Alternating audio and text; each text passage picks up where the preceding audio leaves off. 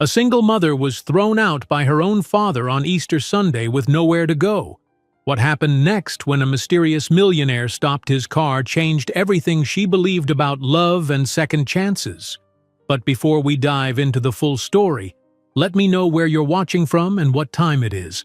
Now subscribe to the channel and let's get started. The wind that Easter morning carried the scent of fresh blooms, sunlight painting the neighborhood in soft gold. But for Angela, who clutched a tattered duffel bag in one hand and her sleepy daughter in the other, the day felt like the end of the world. She stood on the porch of her childhood home. Until mere minutes ago, it had been her only safe haven. Now, a slammed door and her father's thunderous voice still echoed behind that door. "Get out!" he had roared, eyes ablaze, "and never come back!" Angela's father, the stern patriarch of a devout household, had decided that raising a child out of wedlock brought shame upon the family, especially on such a holy day. For years, Angela's mother had been the buffer between father and daughter, a quiet protector who tried to keep the peace. But now her mother was gone, lost to an illness that had claimed her months ago. Without that gentle presence to soften his rigid heart, her father's patience had finally snapped. Tears burned Angela's eyes, but she willed herself not to cry. She refused to break down in front of her daughter, Lucy, who was only 5 but already sensed the weight of grown-up sorrows. "It's okay, sweetie," Angela whispered, forcing a trembling smile. "We'll figure this out." Easter Sunday in their little town was a day of celebration. Cheerful crowds heading to sunrise service, families sitting around bright pastel tables for brunch. Yet here, Angela stood on the curb, her single suitcase precariously balanced, while Lucy fiddled with the ribbon of her worn-out stuffed bunny. In the distance, church bells tolled, marking the start of services Angela and Lucy would no longer be attending. She felt the full force of her father's rejection like a physical blow. Yes, things had been tense for years. The unplanned pregnancy that wrecked her father's small-town illusions of perfection. The arguments about tradition and family honor. The dreadful silence that had replaced the once loving environment.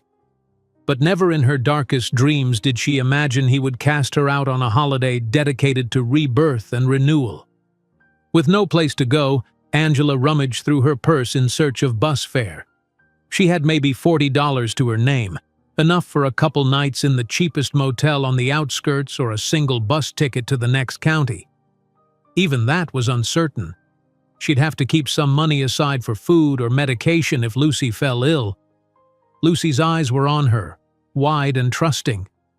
Angela gently stroked Lucy's hair, trying to project courage. "We'll just figure this out, one step at a time." A shaky whisper was the best she could manage. A few neighbors peeked from behind their curtains, curiosity etched on their faces. Nobody came out to offer help, perhaps out of fear of the father's reputation, or perhaps they merely preferred not to get involved. After all, this was a day for festivities, not the messy drama of a single mother and her small child. Cars drove by, a few slowing when they spotted Angela on the curb with her bag and child.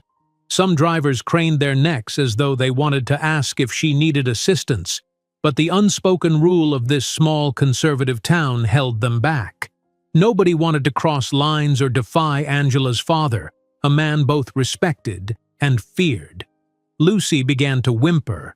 The child was hungry, and her little legs trembled from standing so long. Angela lifted her, letting Lucy's head rest against her shoulder. Lucy's bunny flopped at her side, the final remnant of any childlike normalcy they had. In that moment, Angela vowed she would do whatever it took to protect her daughter from a future of rejection and bitterness. Still, the question burned. Where do we go now? She stared at the bus schedule on her phone, but nothing made sense. She didn't have the resources to start a new life far away. Any friend who might have helped was either out of town for Easter weekend or unwilling to defy her father's wrath. Time passed in excruciating slowness. The sun climbed higher, its gentle warmth turning into a glare. Lucy dozed in Angela's arms, and Angela's free hand shook from stress and fatigue. Just when she thought she might crumble under despair, a sleek, unfamiliar car slowed at the curb. It was a luxury sedan with tinted windows, one she had never seen on their simple block. The driver's window rolled down, revealing a man in a crisp suit who had a blend of concern and confusion on his face. He was perhaps in his early 40s, with kind eyes that seemed out of place in this grim context. Angela stiffened, unsure whether to trust any stranger, much less one with such an expensive vehicle. "Are you in need of help?" he asked, voice gentle yet firm. Angela swallowed, not knowing how to respond. Pride and humiliation battled within her. She managed a nod, tears threatening to betray her calm facade. "Our bus. We don't have anywhere to go," she finally admitted. The man's gaze flicked to Lucy. Something in his expression changed.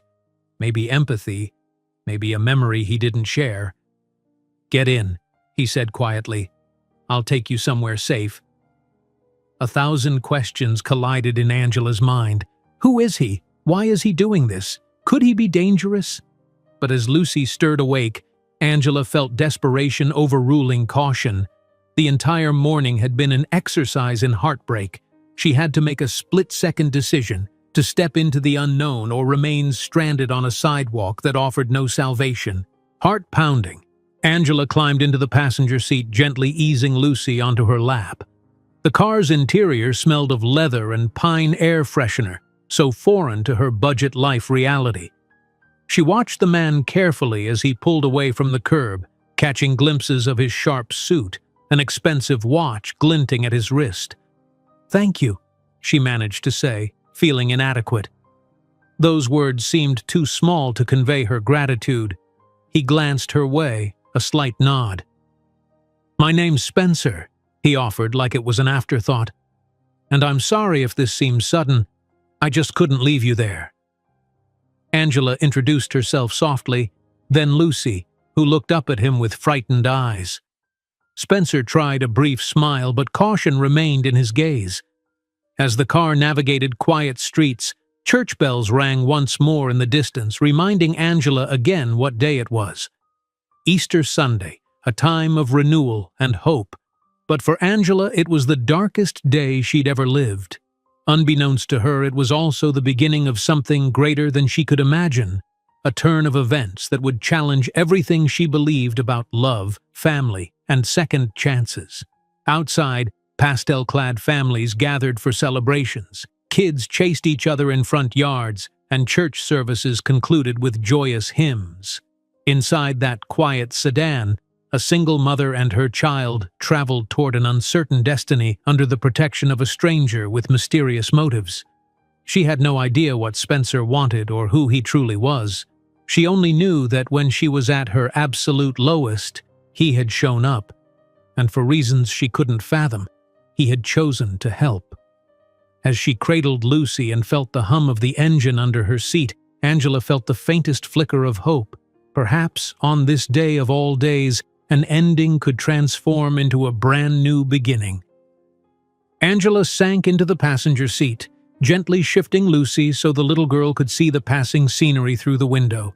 The April sun cast dancing shadows on Lucy's tiny face, and every so often she'd flinch at the roar of a car speeding alongside them.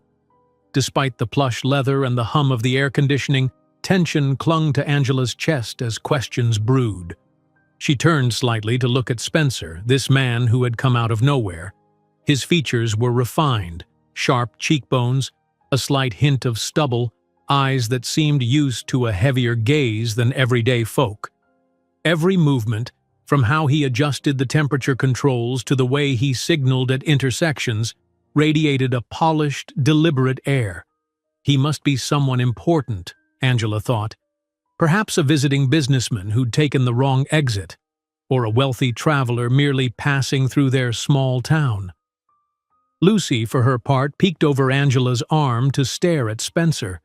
In her other hand, she clutched the stuffed bunny, its worn ears pressed protectively against her face. "Mommy?" she whispered. Where are we going?" Angela's stomach twisted. She had no answer. It was a question she herself wanted to throw at Spencer. Instead, she mustered a gentle tone. "We're just going to find someplace to talk, sweetie. Everything will be fine." Spencer's gaze flicked in the rearview mirror. He seemed to register Lucy's concern and Angela's silent fear.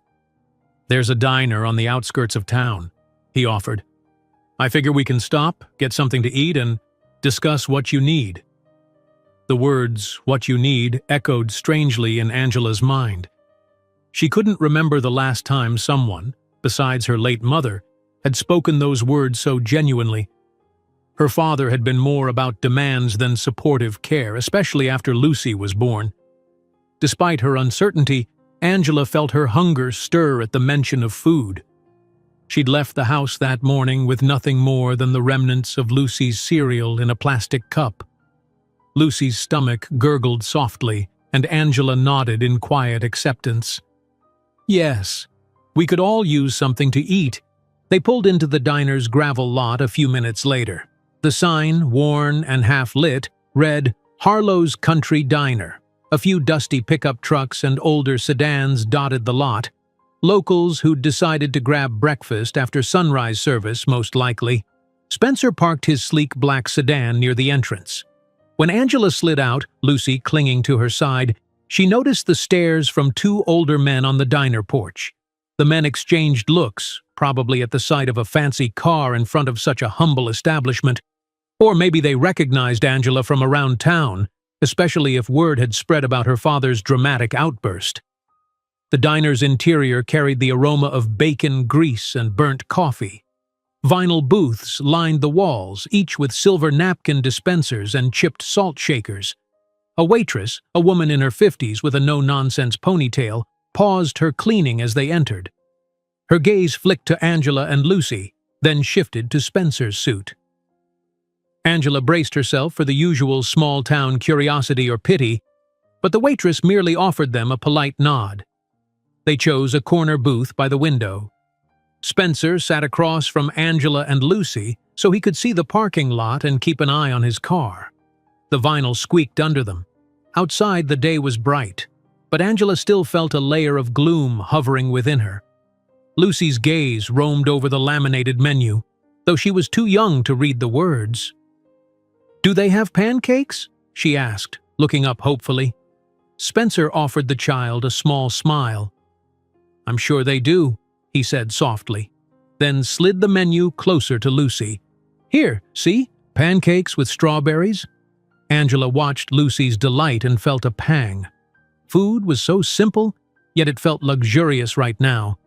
Strawberries, she thought, recalling how rarely she could afford fresh fruit. The waitress came over, pen poised above her notepad. Without glancing at Angela, she directed her question at Spencer first. "What can I get you folks?" Spencer's eyes darted to Angela, a silent invitation. She hesitated, feeling self-conscious about cost. "I'll just have coffee," Angela mumbled. "And maybe toast." She knew toast would be cheap. She couldn't let Spencer pay for anything too extravagant, no matter that he'd rescued them from the curb. But Spencer lightly shook his head. "Actually, let's do 2 pancake plates with whatever sides are typical. Bacon, eggs.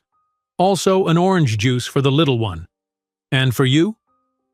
He turned to Angela, quietly ignoring her attempt to keep it cheap. She swallowed. "Scrambled eggs, maybe," she whispered, cheeks warming. He nodded at the waitress. "Scrambled eggs, bacon, and anything else that's part of a breakfast platter. And coffee for both of us."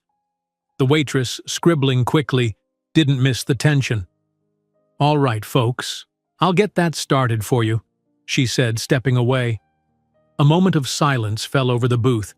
Angela busied herself tucking Lucy's hair behind her ears while Lucy examined a crayon left behind by a previous child occupant.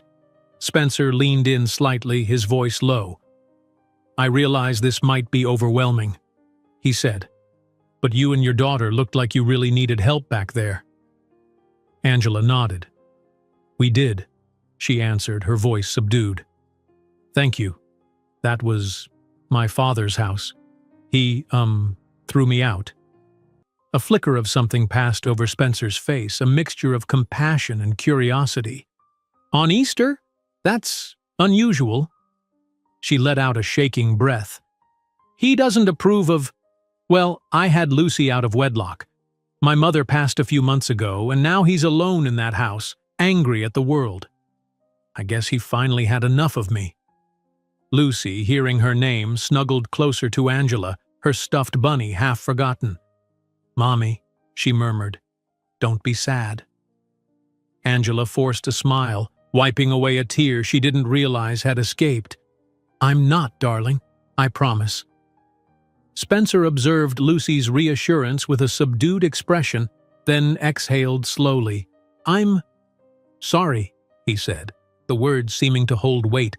"No one should be cast out for having a child, especially not on a day like this." Angela studied his face. "I don't want to overstep, but why stop for us? I mean, I'm grateful, so grateful, but it's still odd that you do this for strangers." He paused as the waitress brought 2 steaming mugs of coffee. The interruption gave him time to compose whatever he wanted to say. The moment the waitress left again, Spencer spoke quietly. "Sometimes you see someone in need and it hits you hard. You can't just drive by." There was a haunted undertone in his voice. Angela decided not to press further, though countless questions still knocked inside her head. Instead, she tested a sip of the coffee, wincing at the bitterness. She added sugar, far more than she usually did, hoping it'd calm her nerves. Soon the food arrived, set out in a flurry of plates by the waitress. Lucy's eyes lit up at the sight of fluffy pancakes crowned with strawberries. Angela gently cut them into small pieces and watched Lucy devour them with childlike glee. Meanwhile, Angela took careful bites of her eggs, acutely aware that Spencer was paying for this meal. Between mouthfuls, Spencer finally ventured, "What's your plan now? Do you have any relatives or maybe a friend you can stay with?" Angela's posture sagged. "Not really. My father was my last family in this town. My mother's relatives are all scattered, and I never knew them that well. Most people here are either his friends or they're afraid of him. He's not exactly the forgiving type." She dropped her gaze to her plate. "I have a little money, enough for maybe 2 nights in a cheap motel. But after that, I don't know." Spencer set down his fork, seeming to weigh his words. "I'm going to be completely honest. I'm here on business, just passing through, but I do own a property in the next county, about an hour from here, a kind of estate. It's old and I'm planning some renovations, but nobody's living there right now." Angela froze. The meaning behind his words was too massive to comprehend in a single breath. "Are you suggesting—" He cleared his throat. "You and Lucy, maybe you need a place, even if it's temporary. It's not exactly homey yet, but it's big, has multiple rooms, and it's private. I keep some staff around for upkeep, but you'd be free to stay as long as you need." Her head spun. "Stay on a stranger's estate?" That sounded like some odd fairy tale scenario. She worried about Lucy's safety, her own vulnerability. What if Spencer's intentions were not as kind as they seemed? She'd heard cautionary tales about wealthy men who used generosity to manipulate desperate women. Yet she glanced at Lucy, who was too busy giggling over strawberry syrup to sense her mother's turmoil. Angela inhaled, trying to steady her swirling thoughts. I don't want to impose or—" Spencer raised a hand gently. "I promise it's not charity. Think of it as a safe place while you figure out the next step. You can come and go as you please. You can lock your door. I'll even provide a separate set of locks if it makes you feel safer." Her heart hammered. The idea of not spending her last dollars on a rundown motel, of giving Lucy a stable roof, albeit temporary, was almost too good to refuse. But the leap of faith required was monumental. She locked eyes with him. "I need to ensure Lucy's safety. I need to know you're not—" She hesitated, embarrassment coloring her cheeks. "A threat?" he finished gently. "That's fair. Angela lowered her voice. "I have to protect my daughter. I appreciate everything you've done, but I don't actually know you." She expected some mild offense, but Spencer only gave a solemn nod. "You're right. If our positions were reversed, I'd feel the same. How can I prove I'm just trying to help?" She thought for a moment, fingertips grazing Lucy's hair. "Tell me why," she finally said. "Why are you doing this? Why do you care so much?" The question hung in the air. Spencer's gaze drifted to the window where sunlight fell on the hood of his car. When he looked back at Angela, his eyes seemed veiled by memory. "Let's just say, I knew someone once, in a situation a bit like yours. She was left alone, forced out, no resources. I couldn't help her then. I don't want to see it happen again." Emotion flickered across his face. Regret, sorrow, guilt, maybe. Angela decided not to pry further, sensing that story was buried in something deeply personal. Instead, she gave him the slightest nod. "All right," she whispered. Lucy reached for her mother's hand. "Mommy, can we stay with him? The house he talked about?" Spencer's lips curved in a gentle, almost sad smile. "It's an estate, but it'll need some tidying. You might have to put up with dust and boxes, but we'll make sure you have a proper bedroom, Lucy." The child grinned. Angela felt tears sting her eyes again. She'd grown used to people judging her, scorning her, ignoring her plight. Now here was a man she barely knew, offering more kindness than her own father had ever shown. It was overwhelming. Angela breathed in and out, trying to quell her trembling. "If it's truly not a bother," she said slowly, I'll accept, just until I can find a job and save up for a place. I won't be a freeloader." Spencer's expression softened. "Stay as long as you need, and we can talk about you finding work. Maybe I can help with that too. But one step at a time. Let's get you safe first." The waitress returned to clear plates, and Spencer discreetly paid the bill in cash, leaving a generous tip. Angela mouthed a quick, "Thank you," feeling another rush of gratitude that mingled with her apprehension about what lay ahead. Outside, the sun was warmer, the day fully in swing. The older men on the porch cast curious glances as Angela, Lucy, and Spencer walked back to the sedan. Angela realized with a pang that if word got back to her father, he'd probably spread vicious rumors. But she couldn't let that stop her. She had Lucy to think about, and their future was more important than small-town gossip. They settled in the car again, Lucy giggling about the yummy pancakes. As Spencer navigated them out of the lot, Angela glanced in the side mirror. "I'm leaving everything I've ever known." Just like that. A sense of both dread and hope washed over her. "Thank you," she repeated softly, voice trembling with sincerity. I can't say it enough." "Thank you," Spencer acknowledged her with a brief nod, eyes on the road. "Let's just see this through," he murmured. "You focus on Lucy and what matters most, having a stable environment. The rest we'll handle as it comes." They drove on, leaving the diner behind, weaving through the simple streets of the only hometown Angela had ever had. Lucy pressed her face to the window, enthralled by the passing houses. With each mile, Angela felt the invisible tether to her father's house loosen, replaced by an uncertain but undeniable sense of promise. In the center console, Spencer's phone buzzed. He ignored it, seemingly intent on the drive. Angela wondered if it was business, the reason he'd come to this small town in the first place. She also wondered how vast his life must be, how far-reaching. She and Lucy were stepping into a universe so foreign to them, the realm of a man who wore $1,000 suits and owned vacant estates. Yet beneath that polished exterior, she sensed heartbreak, or at least a heavy memory. They were both carrying burdens that words alone might not easily unravel. As Lucy yawned, lulled by the car's gentle motion, Angela brushed her daughter's hair aside and whispered a silent vow. "I will protect you, my love. Whatever it takes, I'll protect you."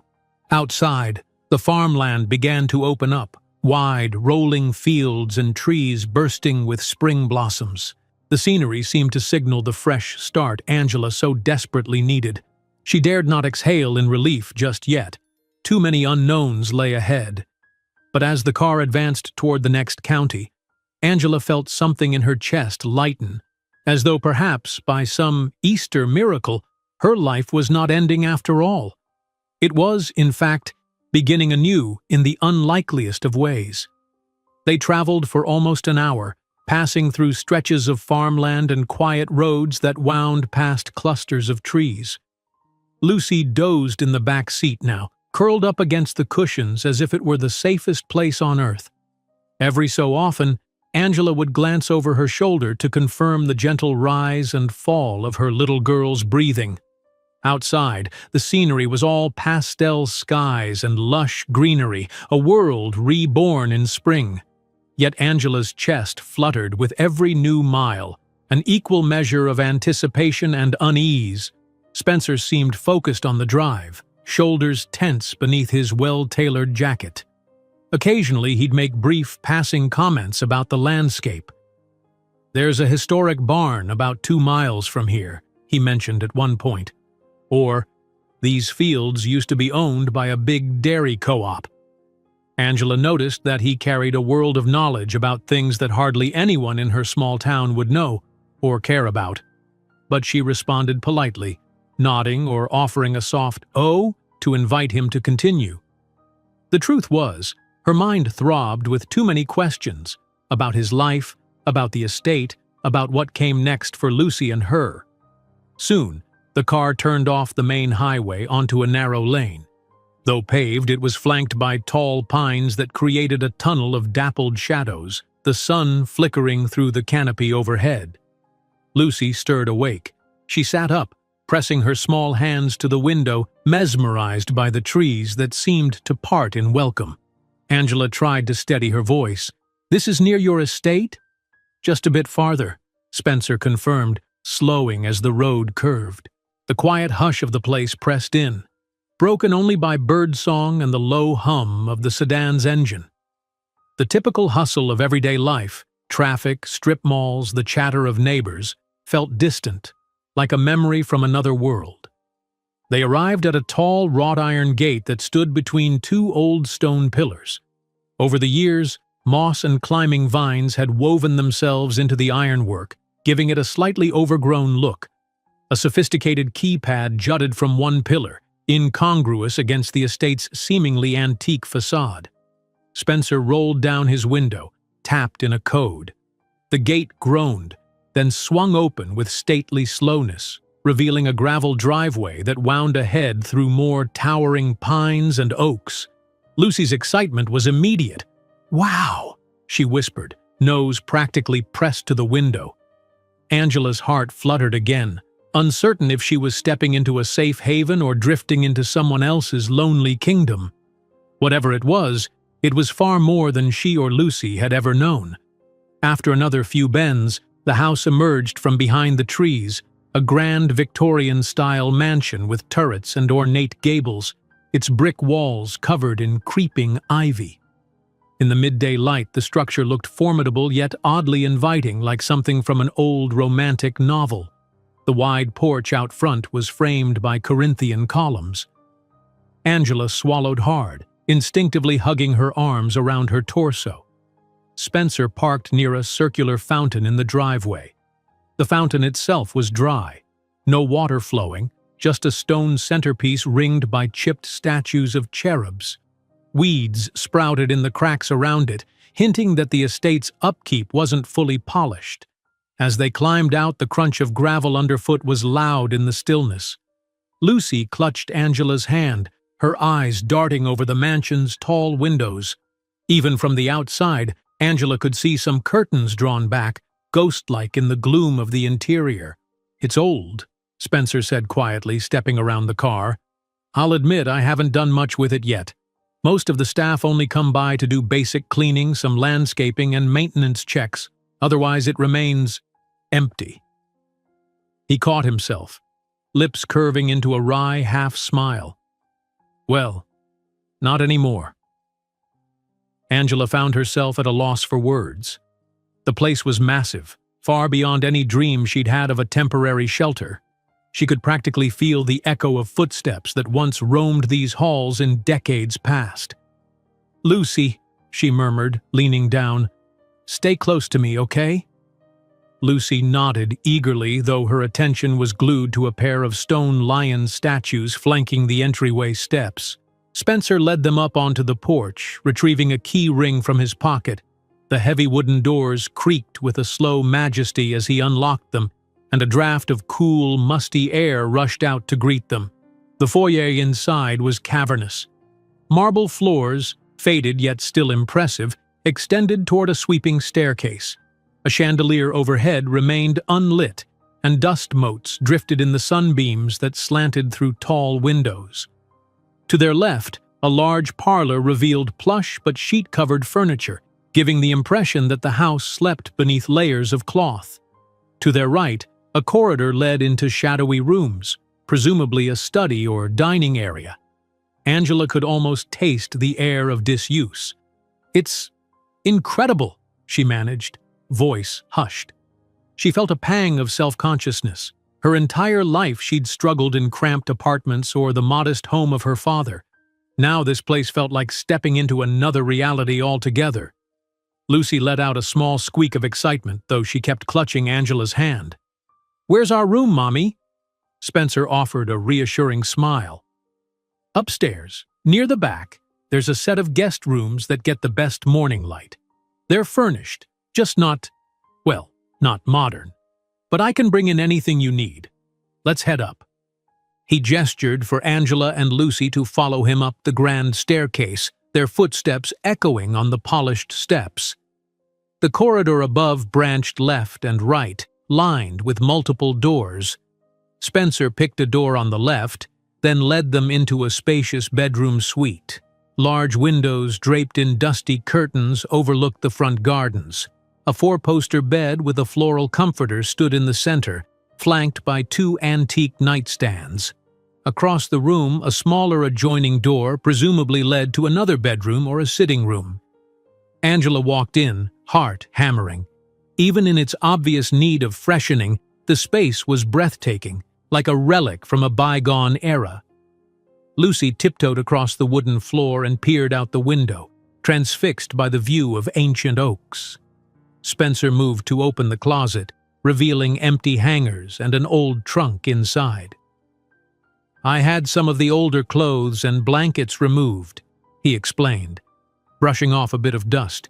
"But if you need anything, clothes, toiletries, children's items, just let me know." Angela set her meager suitcase on the bed. It looked out of place in such a regal room, like a chip of drifting wood in a grand cathedral. She turned, noticing Spencer had taken a couple of steps away, as if giving her space to absorb everything. Lucy hopped excitedly on the edge of the bed, squealing at the way it bounced softly. "Thank you," Angela repeated, her throat tight. "This is far more than I ever expected." A flicker of relief, maybe even gratitude, crossed Spencer's face. "I'm just glad it's useful to someone. Houses like this, they aren't meant to be empty. They need life, laughter, warmth. It's been dormant for too long." Angela sensed a deeper meaning behind his words. Before she could ask more, Lucy exclaimed, "Mommy, the bed is so big!"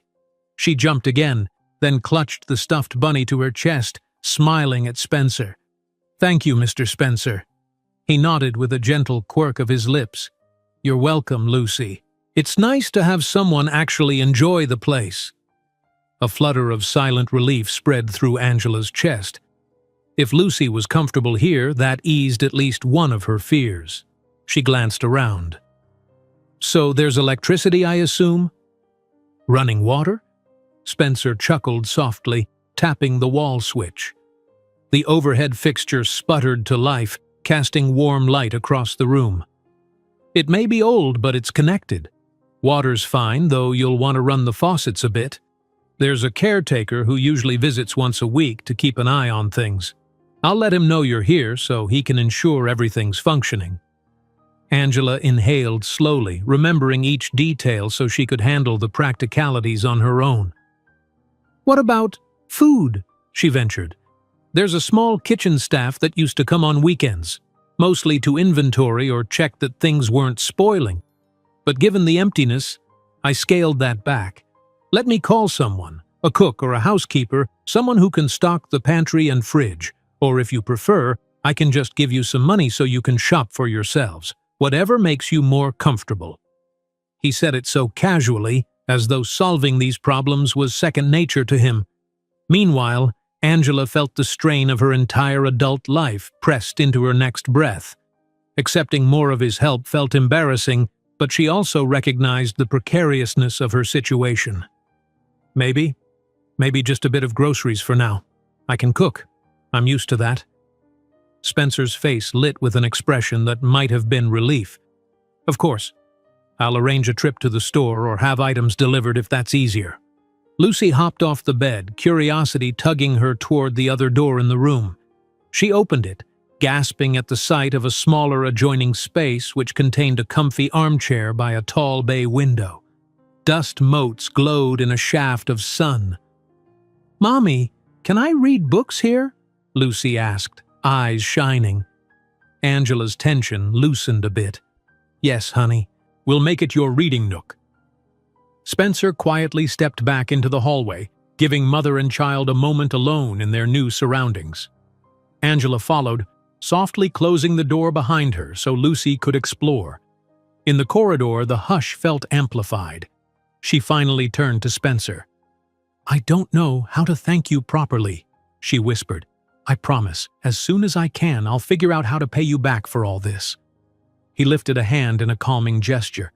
"Don't rush into that. I told you this place was vacant. Having someone living here might do it some good.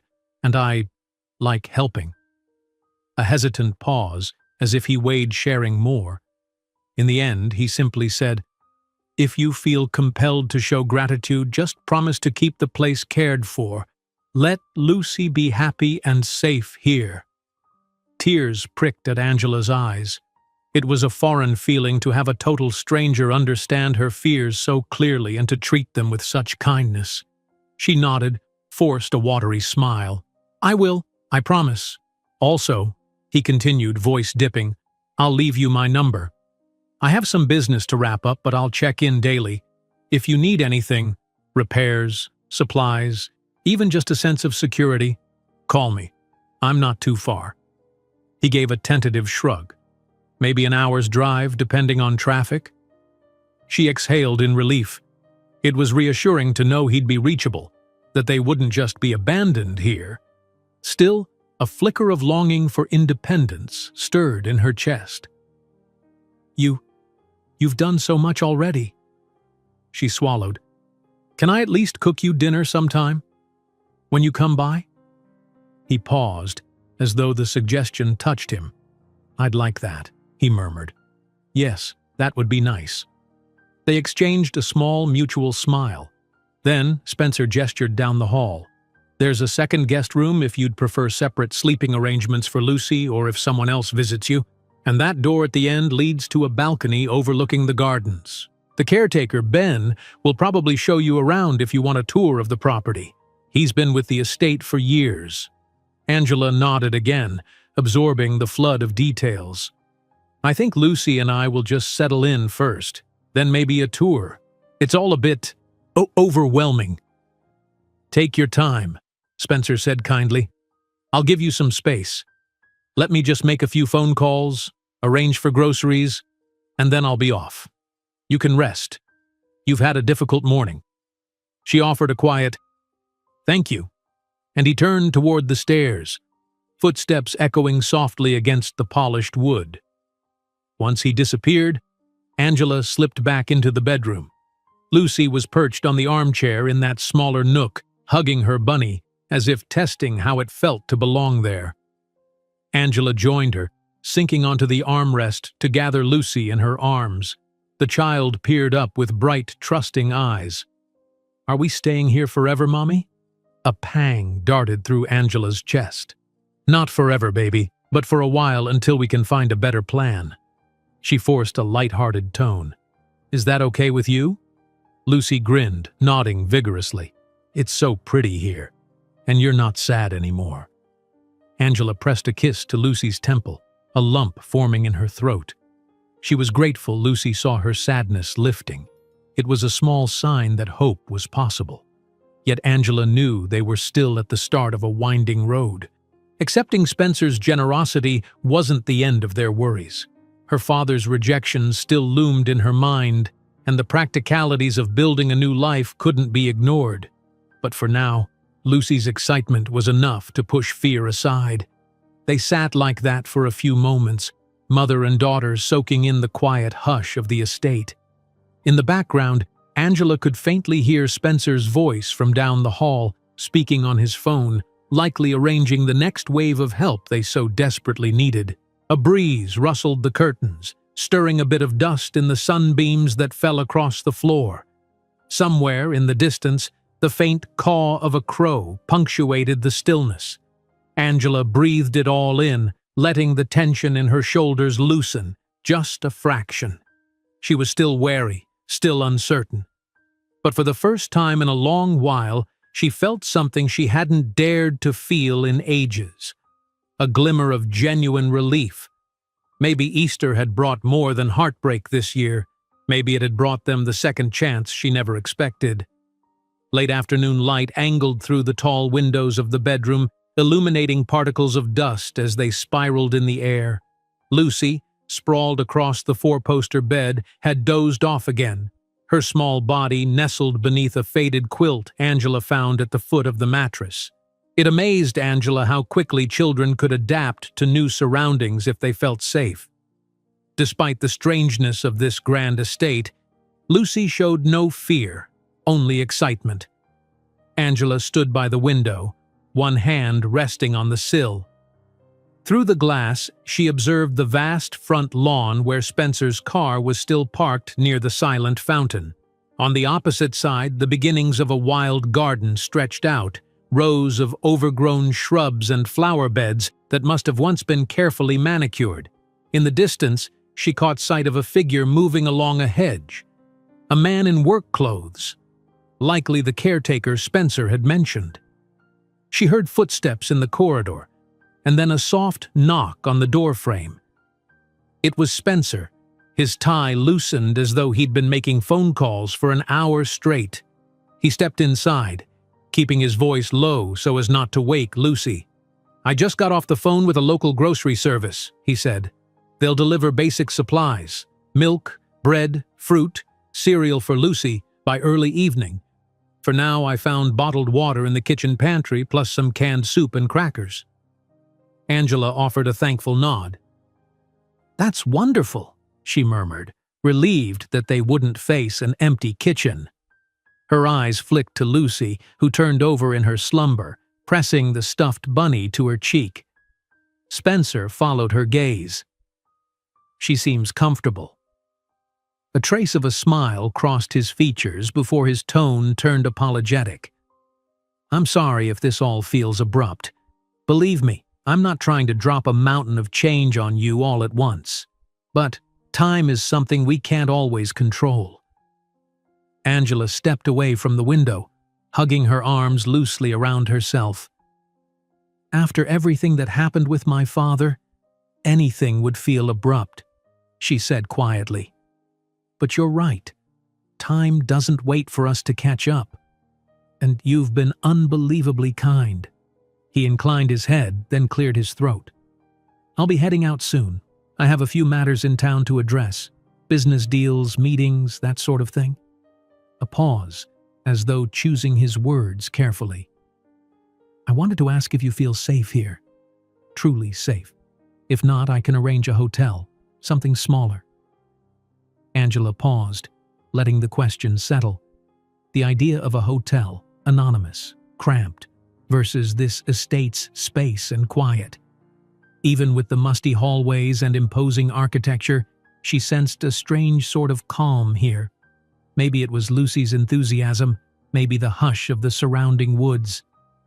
"I do feel safe," she answered honestly. "It's big and a bit ghostly, but not in a bad way. It's peaceful. Spencer's shoulders relaxed slightly. Good. Then I'll leave you to rest. The caretaker, Ben is his name. He usually drops by around this time. Don't be alarmed if he knocks on the door. He's friendly, bit rough around the edges, but loyal. If you need help with anything, fuses, odd corners of the house, Ben's your man. Angela nodded, determined to remember everything. I'll keep that in mind. They fell into a moment of mutual silence, the hush of the old mansion filling the space. Downstairs, somewhere near the foyer, a door creaked, likely the caretaker entering. Spencer straightened, then extended a small slip of paper to Angela. On it was his phone number, scribbled in neat handwriting. Call me anytime. If I don't pick up right away, leave a message. I promise I'll respond as soon as I can. She accepted the paper, folding it carefully as though it were a precious item. Thank you, she whispered, the sincerity in her voice obvious. He flashed a last faint smile before stepping out. Angela followed him to the hallway, quietly trailing behind as he descended the stairs. When they reached the foyer, sunlight slanted through the high windows, illuminating the dust motes that danced in the air. The caretaker, a stout man with sun-weathered skin, stood there, doffing his cap awkwardly when he spotted them. Ben, Spencer greeted. This is Angela. She'll be staying in the upstairs guest suite with her daughter. Treat her like family. Anything she needs, help her out. Ben nodded, eyeing Angela with curiosity but no overt judgment. Sure thing, sir. I'll do my rounds inside, see everything's in order. Miss, he added politely to Angela. Angela offered a small smile, trying to quell the nerves that threatened to bubble over. Thank you, Ben, and nice to meet you. Spencer then opened the front door, pausing on the threshold to check something on his phone. The sunlight streamed in, illuminating the marble floor. He glanced back one final time. Lock the door behind me if you want. The gate's secured too, but do whatever makes you comfortable. I will, Angela replied.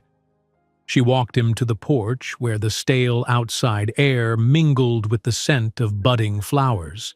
They exchanged a brief nod, an unspoken promise that this arrangement, however odd, would be treated with respect.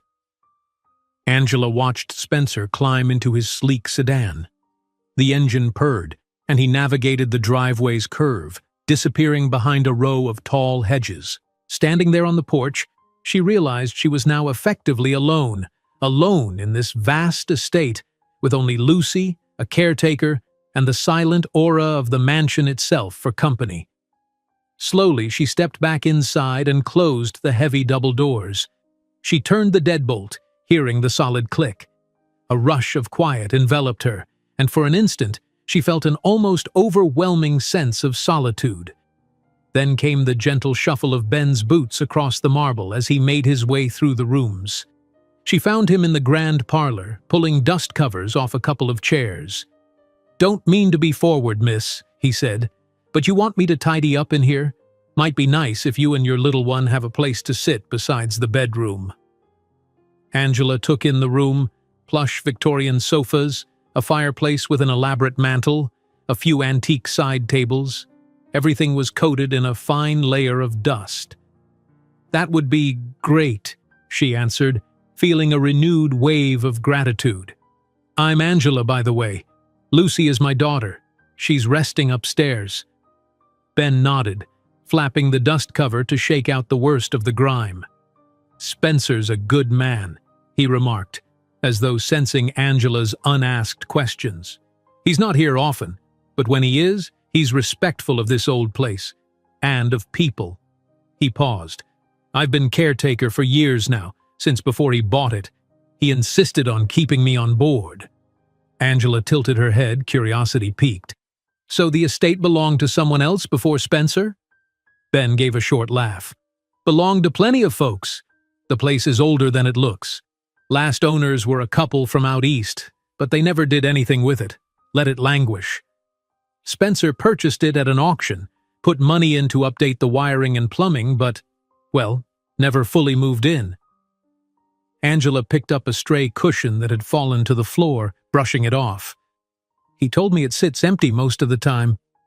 Ben grunted in agreement. I do what I can to keep it from falling into ruin. If you need repairs, you let me know. I'm here every couple days. Got a small cottage out back. Live there part-time. His gaze softened slightly. It's good to have some life in here again. Been too quiet. Something about that statement made Angela smile sadly.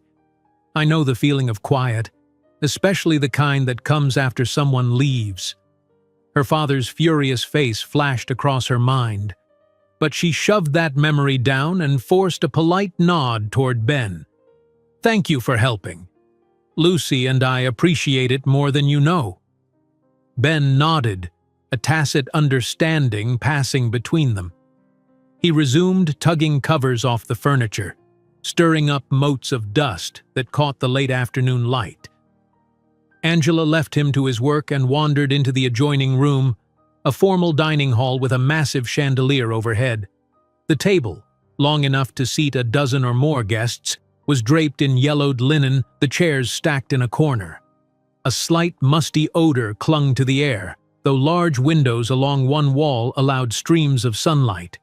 She tried to picture a lavish dinner party here, women in elegant dresses, men in suits, laughter echoing through the hall. Now it was just empty space and fading grandeur. A pang of sadness mingled with her fascination. She'd never known such luxury, but she also understood that grand houses often held secrets. Loneliness, old regrets. Angela turned, hearing Lucy's voice drifting from the foyer. The child's footsteps padded across the marble. "Mommy?"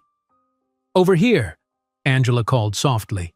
She emerged from the dining room, meeting Lucy in the foyer. Her daughter rubbed her eyes, still waking from her nap. Lucy frowned. "I thought you left." There was a tremor in her voice, as though worried her mother might disappear the way her grandfather had that morning. Angela scooped Lucy into her arms, pressing a kiss to her temple. "No, sweetheart, I'm here. I was just exploring." Lucy brightened a bit, curling her arms around Angela's neck. "Are we going to stay here a long time?" she asked again, clearly enthralled by the mansion. Angela gently brushed hair away from Lucy's eyes. "We'll stay until we can make a better plan. But for now, yes, we're here." She forced a smile. "Think of it like an adventure. A big old house waiting for us to uncover its secrets." Lucy giggled at the word secrets. Then she noticed Ben in the parlor and squirmed in Angela's arms, eager to investigate. Angela let her down, watching as Lucy carefully tiptoed over, curiosity shining in her gaze. "Who are you?" Lucy asked, looking up at Ben, who now stood wiping dust from a side table. He knelt down a bit, voice gentle. "Name's Ben, Missy. I help take care of this place. And who might you be?" "Lucy," she replied, hugging her bunny tight to her chest. "You live here too?" Ben chuckled. "Sorta do, in my own little cottage, but maybe I'll see you and your mom around. Would you like to see the back garden sometime? There are flowers, wild ones but still pretty." Lucy's eyes widened. "Yes. Can I, Mommy?" Angela, standing in the archway, nodded. "Of course. Maybe tomorrow or the next day after we've settled." With that promise, Lucy darted back to Angela, tugging at her skirt as if to say, "Let's see more now." But Angela coaxed her gently. "We'll have plenty of time, darling. Let's wait until everything's less dusty." Ben laughed, giving Lucy a friendly wink before turning back to his work. Feeling lighter, Angela guided Lucy back toward the grand staircase. She considered exploring more of the house, the library, the second-floor corridor, perhaps even the attics, but after such a roller coaster of a day, she decided rest was the better choice. They retreated upstairs to the guest suite. From the large window, Angela watched the sun sink lower on the horizon, bathing the estate gardens in gold. She helped Lucy wash up in the antique bathroom attached to the bedroom, letting the faucet run until the water was clear of any rust tinge. Then she changed Lucy into a spare t-shirt from her suitcase. It would serve as pajamas for now, until they could get proper night clothes. Her own clothing situation was similarly sparse. When they settled on the bed, Lucy curled against Angela, the stuffed bunny tucked under her chin. The house felt quieter now, with Spencer gone, but Angela knew Ben was somewhere on the property. And groceries would arrive soon, ensuring they wouldn't go hungry.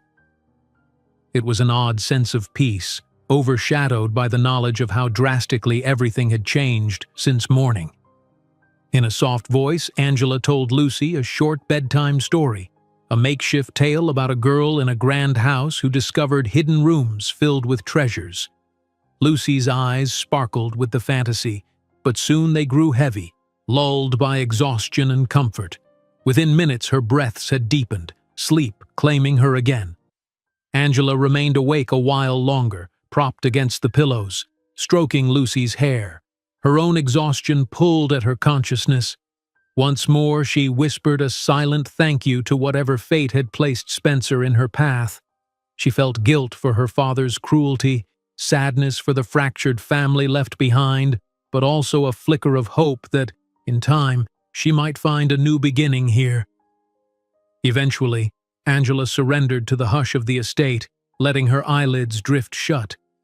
The old house settled around them, floorboards creaking occasionally as if sighing with relief at the presence of new life inside its halls.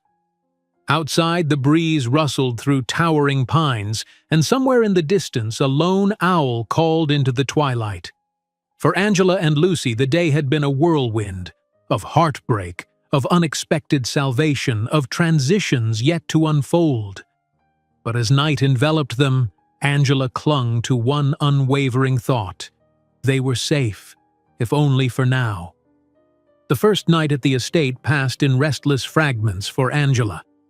Though Lucy slept soundly beside her, Angela found herself waking intermittently, listening to every creak and shuffle the old house produced. Marble floors and soaring corridors had a way of magnifying the smallest sounds. A whisper of wind through the pines turned into an eerie sigh against the windows. Occasionally, she thought she heard footsteps in the hall, likely Ben making his rounds. Still, Angela drifted in and out of broken sleep, lulled by the knowledge that Lucy was warm and safe. By the time she finally sank into deeper rest, the gray light of dawn was already creeping through the tall windows. When she opened her eyes again, weak morning sun was spilling across the bed. Lucy was awake, sitting at the edge of the mattress, wearing Angela's oversized t-shirt like a dress. She gazed out the window, transfixed by the sight of rolling mist in the gardens below. The child's hair stuck out in fuzzy curls from sleep, and her stuffed bunny balanced precariously on her lap. "Good morning, my love," Angela said softly, propping herself on one elbow. Lucy turned, bright-eyed. "Morning, Mommy. Everything outside is so white," she exclaimed, pointing at the veil of fog that drifted over the lawns and flower beds. "It looks like a fairy tale." Angela smiled, heartened by Lucy's enthusiasm. She gently pulled the child closer, then brushed a gentle kiss against her forehead. "It does. Maybe we'll go exploring once the fog lifts." They took a moment to stretch and wake fully. Angela moved to the bathroom, letting the ancient pipes rattle as warm water splashed into the sink. She washed her face, wishing she had more than a single small bar of soap and a basic travel toothbrush. "We'll need better toiletries," she noted silently. Maybe the grocery delivery included that. Soon, Lucy was skipping around the bedroom, singing in a half-whisper so as not to disturb the hush of the house. Angela slipped into the only other outfit she had, a simple pair of jeans and a plain blouse. She made a mental note. Clothing would be a priority, especially for Lucy, who had only a few garments in their rushed suitcase. They ventured downstairs, Lucy holding tight to Angela's hand. The mansion felt different in the morning, dust motes shimmering in slanted daylight, the air less ominous now. The hush was still there, but it carried a softer, more welcoming aura. In the foyer, Angela paused, unsure if Ben was around. She didn't see or hear him, so she tried to recall the path to the kitchen that Spencer mentioned. Off to the left, through a short hallway, they found a wide kitchen area, tall cabinets, a large farm-style sink, and an antique stove. The countertops were old but clean enough, and a row of windows offered a view of the sprawling backyard. To Angela's relief, she spotted a few bags and boxes arranged near a wooden table in the center of the kitchen, likely the groceries that had arrived the previous evening. She must have slept through the delivery. Lucy ran over excitedly, peering into the open boxes. "Mommy, we have milk and fruit," she declared, rummaging through the contents. Angela joined her, carefully lifting items out. There were bread, eggs, butter, a small bag of sugar, boxes of cereal, fresh apples and bananas, and a few other staples. Even some toiletries, soap, shampoo, toothpaste. A wave of gratitude flooded Angela. She set the supplies on the table and checked the fridge. It hummed quietly, its interior chilling properly, so she placed perishables inside. "It's not a feast," she murmured, "but it's more than enough for us right now." Lucy latched onto the box of cereal with a small cheer. Angela found a clean bowl and spoon, and soon the child was perched at the table, munching happily on brightly colored loops. Meanwhile, Angela poured herself a glass of milk, sipping slowly as she contemplated a plan for the day. Maybe she could do a quick cleaning spree, at least in the kitchen and the main living area. She'd also like to step outside, breathe in the fresh morning air, see the garden. But her bigger questions weighed heavily. How long could they stay without imposing? What about finding a job so she wouldn't rely solely on Spencer's generosity? And where did she even start? Being in an unfamiliar county where she knew no one except the caretaker and a man she'd met barely a day ago. Lucy finished her cereal and hopped off the chair, bounding around the kitchen like a squirrel. Angela tidied up, rinsing the dish in the old sink. She was drying her hands when the kitchen door swung open. Ben stepped in, wearing boots dusted with mud, a baseball cap shading his weathered face. "Morning, Miss Angela. I see you found your supplies," he noted with a polite smile. "Thanks to you or whoever arranged them," Angela replied. "It's perfect, just what we needed." He nodded. "Mr. Spencer told me to ensure you had what was necessary. He also mentioned you might want a small tour of the place, inside and out. I can show you around if you'd like." Angela hesitated. "Lucy would love to see the garden, but I don't want to keep you from your work." Ben scratched at his cheek. "Showing you around is my work today. Besides, the old greenhouse and orchard out back could use some eyes on them. You might have fun exploring with your daughter, if that suits you." Lucy, overhearing, gasped. "Greenhouse? Like with flowers?" Ben smiled. "Flowers, vines, maybe some tomatoes that sprout up every year on their own. It's a bit wild back there." Angela gently smoothed Lucy's hair. "We'd love to see it. Just let us put our shoes on." Within minutes, they were outside, stepping onto a flagstone path behind the mansion. The morning fog had mostly lifted, revealing a sprawling backyard edged by towering trees. Low stone walls half buried in moss wound through patches of overgrown shrubs. A neglected gazebo rose in the distance, its once white paint peeling. Angela caught glimpses of what must have been immaculate rose beds in some distant era, now filled with tangles of wildflowers. "Used to be quite a show garden," Ben said, noting Angela's expression. "Magnolias, hydrangeas, all sorts. We still keep the main pathways clear, but the rest grows free. Spencer said he wasn't sure what he wanted done yet." They ambled along a path strewn with fallen leaves, Lucy hopping to avoid puddles. Eventually, they reached a worn glass structure that jutted up like a relic, its iron beams rusted, its panes streaked with grime. Some panels were cracked or missing, leaving vines free to crawl in and out. Ben unlatched the door to the greenhouse, which creaked open with protest. Inside, the air was humid and smelled of damp earth. Amid the clutter of broken pots, Angela spotted clusters of green shoots pushing up from soil-filled troughs. Lucy squealed happily. "Look, Mommy! Baby plants!" she cried, rushing over to peer at them. Angela followed, smiling at her daughter's fascination. "Do you know what they are?" she asked Ben. He squinted. I'm no horticulturist, but looks like some volunteer tomato plants, maybe stray herbs. A few years back, an old gardener used to tend them. He retired, and nobody's touched it since. Angela rested a hand on the wooden frame of a planter box, imagining how this greenhouse must have flourished under proper care.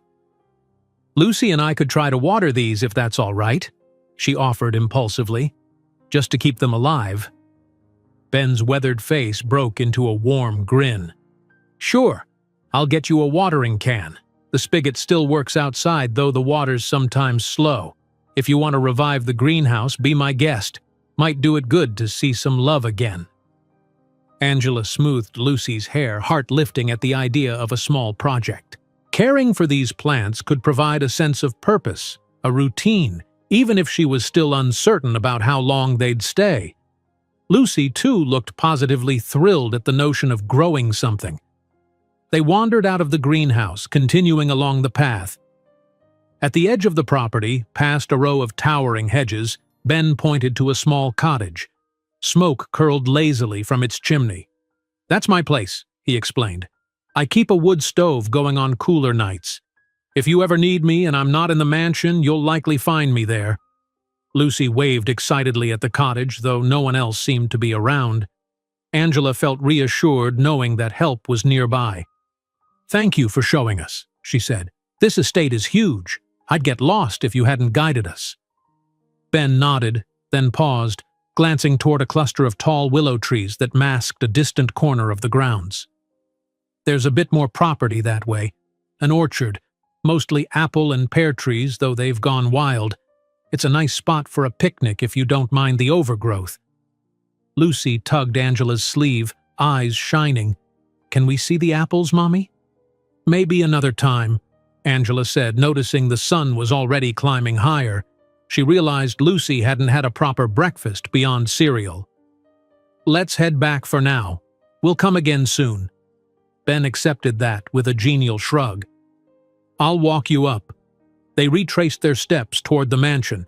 Along the way, Lucy chattered about the greenhouse, the orchard, the possibility of tomatoes and flowers. Angela listened, smiling at her daughter's excitement. She felt a spark of optimism. Each hour that passed made this place feel a bit less intimidating. When they reached the back door, Ben excused himself to return some tools to his workshop. Angela and Lucy entered the kitchen, where sunlight angled across the newly stocked shelves. A subtle hush enveloped them, as though the mansion awaited their next move. Angela decided to fix a late breakfast. Scrambled eggs, maybe toast. She rummaged through the groceries, finding a carton of eggs and a loaf of bread. Lucy pulled a chair to the counter, determined to help crack eggs into a bowl. Despite a bit of shell falling in, they managed a passable mixture. Angela heated a frying pan on the old stove, carefully minding the dial's uncertain settings. The eggs sizzled, sending up a comforting aroma that filled the kitchen. Lucy bounced on her toes, holding the spatula once Angela judged the temperature safe enough. The morning's exploration, combined with their stomachs rumbling, made the simple meal feel like a small celebration. Angela served the food on a pair of plates, setting them at the kitchen table. The two of them ate together, Lucy chatting about the plants they'd seen, asking if they could name them. Angela laughed softly, deciding a tomato plant might be called Tommy or Lola. Yet beneath the laughter, Angela's mind churned. She was grateful for the calm, but she knew challenges lay ahead. She had to contact someone about job prospects, figure out finances, maybe even gather the courage to see if a local school for Lucy was feasible. And there was still the question of her father. Would he simply vanish from their lives, or would his anger resurface in some way? When breakfast wrapped up, Lucy raced around the kitchen, chasing a sunbeam that filtered through the window. Angela took the dishes to the sink and began washing. A memory flickered in her mind, of those bleak minutes on her father's porch, feeling Lucy tremble against her, and the roar of his voice ordering them out. Now here they were, in a sprawling estate, cooking scrambled eggs in a dusty but functional kitchen. It was impossible not to reflect on how life could pivot in a single day, from utter despair to guarded hope. Angela inhaled, letting the warmth of the morning and Lucy's bright giggles anchor her. Yes, she told herself, they had a long road ahead, but for now, just for this moment, she would let them savor the sweetness of a new beginning. Midday found Angela and Lucy seated on the front porch steps of the estate, enjoying a light breeze that wafted across the property. Lucy nibbled on an apple from the newly stocked kitchen, while Angela cradled a mug of tea, one of the few additions she'd found among the groceries. The sunlight cast dappled patterns through the tall pines near the front gate, and the neglected fountain in the circle drive added a certain romantic melancholy to the view. They had been there quietly for several minutes when Lucy broke the silence. "Mommy," she said between bites, "when can we talk to Mr. Spencer again?" Her voice held an innocence that tugged at Angela's heart. It was hard to believe their entire world had turned upside down less than a day ago, all because of a single moment of kindness from a stranger. Angela sipped her tea thoughtfully. She had Spencer's phone number tucked safely in her pocket, but she hesitated to call him, worried she might be interrupting his business or imposing. "We'll talk to him soon, honey," she answered, smiling at Lucy. "He said he'd call, or we can reach out if we need anything." Lucy seemed satisfied, returning her attention to the apple. Meanwhile, Angela's mind drifted. She wanted to thank Spencer properly for everything he'd done, but she also felt uneasy, unsure how to handle such a debt of gratitude. Guilt nibbled at her. She didn't want to be a burden. At the same time, she recognized there was no simple fix for her sudden homelessness, and he'd offered sanctuary precisely so she could breathe and plan. She was mulling over these thoughts when the estate's iron gate rumbled open. A car Angela didn't recognize. An older sedan, gray paint scuffed on the bumper, rolled up the driveway. Lucy perked up, hopping to her feet. Angela stood too, heart thudding. It wasn't Spencer's sleek black sedan, so who could this be? The car parked in front of the porch, engine sputtering a bit before cutting off. The driver's door opened, and a woman in her early 30s stepped out. She was of medium height, with cropped brown hair and a practical windbreaker over her jeans. She surveyed the house with open curiosity, then lifted a hand in greeting.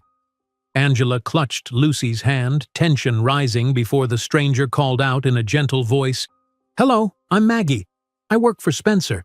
He asked me to bring some additional supplies, especially for the little one." She motioned to the trunk of her car. "May I come up?" Relief flooded Angela's chest. She offered a friendly nod. "Of course, I'm Angela, and this is my daughter Lucy." Maggie smiled warmly at Lucy, then popped the trunk. She pulled out a couple of large shopping bags plus a sealed box. "I do a bit of personal assistant work for Spencer," she explained, walking up the porch steps. "He called me this morning, said there was a young family needing extra clothes and such." Angela's cheeks warmed with gratitude. That was kind of him, and of you. "Thank you." They all moved inside to the foyer, where Maggie set the bags down. Lucy peered curiously at them, but Angela kept her daughter close by until she was certain about Maggie's presence. The woman seemed at ease, taking in the grand architecture of the estate with mild awe. "It's been ages since I've visited," she murmured. "Always forget how massive this place is." Angela nodded. "We're still exploring ourselves. It's a lot to take in."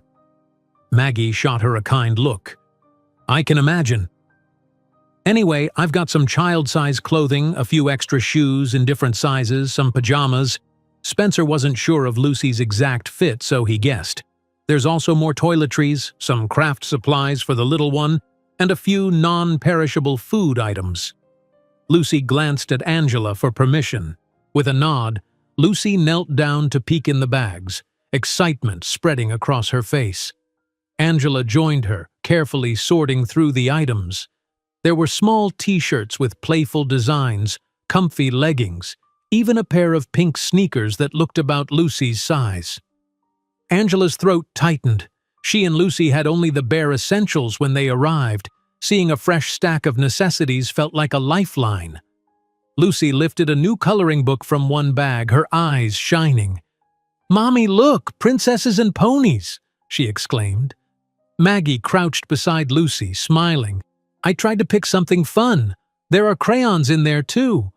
Angela stood, pressing a hand over her heart. "I don't know how to thank you. I haven't even seen Spencer since yesterday. This is all so generous." Maggie waved off the concern. "It's no trouble, really. Spencer has the resources and he wanted to make sure you both are settled. He's not someone who does things halfway."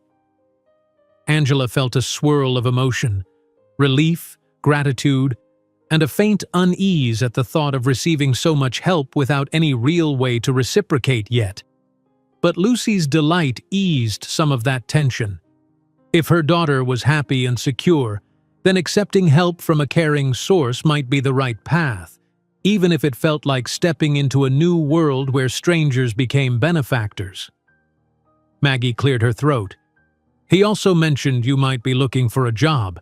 I handle a lot of administrative tasks for him, so if you want, we can talk about your experience. Maybe we can find something that suits your skills." Angela's pulse quickened. She hadn't expected that conversation to come so soon, but she was glad. "That would be wonderful. I've done waitressing, housekeeping, even some sewing, though it's mostly self-taught." She paused. "I'm a quick learner." Maggie nodded, pulling out her phone and making a note. "There's an events center Spencer's involved with, plus some local business offices. Let me ask around. Maybe see if the housekeeping staff at the events center can use an extra hand, or if any of his offices need an assistant. He's usually willing to provide on-the-job training if he sees potential." Angela exhaled, a sense of hope blossoming. "Yes, please. Any lead would help me start saving money so Lucy and so we can figure out a stable future." They settled the bags in the corner of the foyer, Lucy still flipping excitedly through the coloring book. Angela walked Maggie back outside while Lucy stayed within sight, happily sprawled on the floor with crayons and paper. The warm sun touched Angela's face and she shielded her eyes, turning to Maggie. "Thank you so much. For the clothes, everything," Angela said again. "And if Spencer calls or if there's some way I can reach you to follow up about job openings..." Maggie handed over a simple business card. "Here's my cell number and email. Spencer's too busy sometimes to answer every call. I'm often his go-between. Reach out anytime, okay?" Angela accepted the card with a grateful smile. "I will, and please tell him I said, thank you truly." Maggie offered a kind grin. "I will, but you can also just call or text him. He's not a scary mogul. He actually cares a lot." She paused, noticing Angela's hesitant expression. "Don't worry, he's used to people thinking it's odd to help strangers, but it's who he is." Angela pressed her lips together. "I appreciate it. I do. It's just new to me, that's all. Kindness on this scale, I mean." Maggie's eyes gleamed with understanding. "Then let's hope it becomes your new normal. Take care, Angela." With that, Maggie climbed into her sedan, turning the key until the engine coughed to life. Angela watched her drive off, disappearing down the gravel lane past the iron gates. The hush descended again, but this time it felt different. A hush tinged with anticipation and possibilities rather than isolation. Angela ventured back inside. Lucy was on her belly, coloring a cheerful rainbow across the blank page. "Look, Mommy!" she exclaimed, holding up her artwork. The childlike scribbles made Angela's heart swell. If Lucy was able to maintain such carefree joy, maybe this estate could become more than just a temporary refuge. It could be a place for Lucy to truly blossom. She helped Lucy sort through the new clothes, folding them neatly. The small pink sneakers fit Lucy perfectly.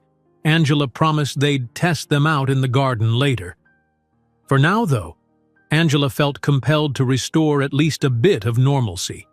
There were rooms still shrouded in dust sheets, floors that needed sweeping. She might not have a paying job yet, but she could contribute here by tidying the spaces they used. Gathering a few cleaning supplies she'd spotted under the kitchen sink, Angela led Lucy into the main parlor. where Ben had removed dust covers the previous day. The furniture was still in slight disarray and the windows bore smudges from years of neglect. Lucy's eyes sparkled mischievously at the idea of helping clean. Angela handed her a feathered duster and the child diligently swiped at low surfaces while Angela tackled the taller ones. The air soon filled with swirling motes of dust, drifting in the sunlight. They opened windows to let fresh air flood in, stirring the stale scent of old upholstery. As they worked, Lucy chatted about the greenhouse, asking when they'd water the little tomato plants again. Angela promised a mid-afternoon excursion. In the process of dusting a side table, Angela discovered a stack of faded books about gardening, likely left behind by a previous occupant. She set them aside, thinking they might come in handy if she actually tried to nurse the greenhouse back to life. By the time midday sun was high overhead, they'd made real progress. The parlor looked more welcoming, chairs and sofas positioned neatly, surfaces wiped clean, windows open to reveal sweeping views of the front lawn. Lucy declared it their living room, as though naming it helped dispel any ghostly echo of emptiness. Feeling accomplished, Angela suggested a break. She prepared a simple lunch in the kitchen, sandwiches on fresh bread with apple slices on the side. Lucy was thrilled. They sat at the same modest kitchen table, mother and daughter, enjoying the gentle quiet of the estate. Outside, birds trilled, and a soft breeze carried in the promise of a mild afternoon. After lunch, they ventured back to the greenhouse, watering the spindly volunteer plants.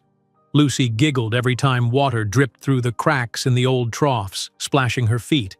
Angela helped support a few leggy stems with makeshift stakes. It wasn't much, but at least the plants wouldn't wither for lack of attention. A hush fell over them as they worked, both absorbed in the small, comforting task of nurturing life. Rays of sunlight filtered through the greenhouse's dirty glass panels, illuminating flecks of dust and pollen. For a while it was just the sound of trickling water and Lucy's soft humming. Eventually they made their way back inside, rinsing dirt off their hands in the kitchen sink. The rest of the day stretched before them, a quiet lull without errands or urgent deadlines. Angela felt an unusual sense of calm, which she hadn't experienced in years. Growing up, her father had always found chores or criticisms to occupy her time. As a single mom, she'd constantly juggled Lucy's needs with a low-wage job's demands, barely scraping by. Now, at least momentarily, there was spaciousness. She resolved to use it wisely, to find a stable job, gather savings, and plan a future for Lucy. She'd already given Maggie her background information, so maybe something would pan out soon. In the meantime, she could help care for the estate. If Spencer welcomed that arrangement, she might carve out a meaningful role here, at least until she was truly back on her feet. That evening, as dusk crept over the mansion, Angela tucked Lucy into the large bed in the guest suite. Moonlight cast pale rectangles on the floor through the unshuttered windows.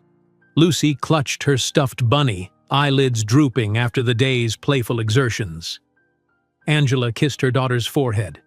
"Good night, sweet pea," she whispered. Lucy mumbled something about tomatoes and pink sneakers, then drifted off. Angela lingered by the window for a long while, staring at the darkened driveway, half expecting Spencer's car to roll in. But all remained silent except for the soft buzz of cicadas in the summer air. She traced the memory of Maggie's visit, the generosity that continued to flow from Spencer's quiet but determined interventions. She wondered what his life was like beyond these walls, beyond the estate. Had he once hoped to make this mansion his home? If so, what stopped him? A swirl of thoughts pulled at Angela. She remembered her father's anger, the sting of his rejection. And she remembered the unspoken regrets clouding Spencer's gaze when he spoke of someone he once knew. We all carry burdens, she reflected. Maybe in helping each other, we finally find peace. Eventually, Angela turned away from the window, preparing for bed. Tomorrow, she decided, she'd be brave enough to call Spencer or Maggie. She wanted to extend her thanks herself and perhaps schedule a meeting to discuss job prospects. She wanted Spencer to see that his kindness mattered, not just in providing shelter, but in offering a chance at a whole new life. Curling beneath the quilt, she listened to Lucy's slow, rhythmic breathing. The mansion was full of quiet mysteries, and the future remained uncertain. Yet the hope that had kindled yesterday kept burning, warmed by every new display of generosity and each small triumph of the day. Angela woke the next morning to gray drizzle spattering the window panes. The gentle rain brought a serene hush to the estate. The grounds looked misty and subdued in the early light. Normally, such dreary weather might have dampened her spirits, but here, safely inside these old walls, she felt oddly comforted by the soft rhythm of raindrops. Lucy dozed on, her hair a tangle against the pillow. Angela quietly dressed, choosing one of the new outfits that Maggie had delivered for her, a soft gray sweater and simple black pants. They fit surprisingly well, and she felt a surge of confidence slipping out of her usual worn jeans and t-shirt. Today, she'd make that phone call to Spencer's assistant, Maggie, about job opportunities. Downstairs in the kitchen, Angela flicked on a small overhead light and set a kettle to boil. The patter of rain against the windows provided a gentle backdrop. She rummaged through the cupboards, pleased to find they were still well stocked. Cereal for Lucy, bread for toast, fresh eggs. The estate might feel like an echoing labyrinth, but at least there was enough food and warmth. As she waited for the water to heat, Angela pulled out the business card Maggie had given her. She ran her thumb over the printed name and number, nerves fluttering. "It's just a call," she reminded herself. They offered to help. Still, she inhaled deeply before dialing the number on her cell phone. Maggie answered on the second ring, sounding bright, despite the early hour. "Morning, Angela. How are you and Lucy?" Angela smiled at Maggie's friendly tone. "We're doing well, thanks. Just settling in. It's raining today, so we're staying indoors. I was wondering if we could talk more about that job search you mentioned?" "Absolutely," Maggie said without hesitation. "Spencer and I spoke about it yesterday. We have a couple of leads. One possibility is a housekeeping position at an event center he partially owns, Suncrest Pavilion. They often host weddings, conferences, that sort of thing. Another lead is an office assistant role with a small consultancy firm that works with Spencer's businesses. We can explore both and see which fits your schedule best." Relief coursed through Angela. "That's fantastic. I'd be grateful for any opportunity." "Then let's do this. I'll set you up with a short phone interview for each position. If they like you, we can move on to a face-to-face meeting. How does that sound?" Angela nodded vigorously, even though Maggie couldn't see her. "Yes, that sounds perfect. I'm free any time." "Great. I'll give them your number and they'll likely reach out soon," Maggie explained. "Oh, and Spencer mentioned you might need childcare for Lucy if you take a job. Is that a concern?" Angela exhaled, realizing childcare was indeed a looming worry. "Yes, it is. Lucy's only 5, so she'd normally be starting kindergarten in the fall, but I'm not sure about the local school district or whether I can enroll her mid-year." "I'll get you some info on local options," Maggie replied. "Spencer knows a few teachers in the area. There might be a preschool kindergarten program that can still admit new students. Or maybe a part-time nanny until you figure out the best plan." Angela's chest tightened at the idea of Lucy staying with a nanny or going to a new school. But she pushed aside the anxiety, reminding herself that life had changed drastically, and Lucy's education would be part of building a stable future. "Thank you," she managed. "Truly thank you. I never expected so much support." "That's what we're here for," Maggie assured her. "I'll be in touch soon."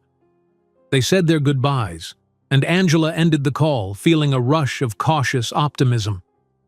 She glanced at the kettle, realizing it had been whistling softly.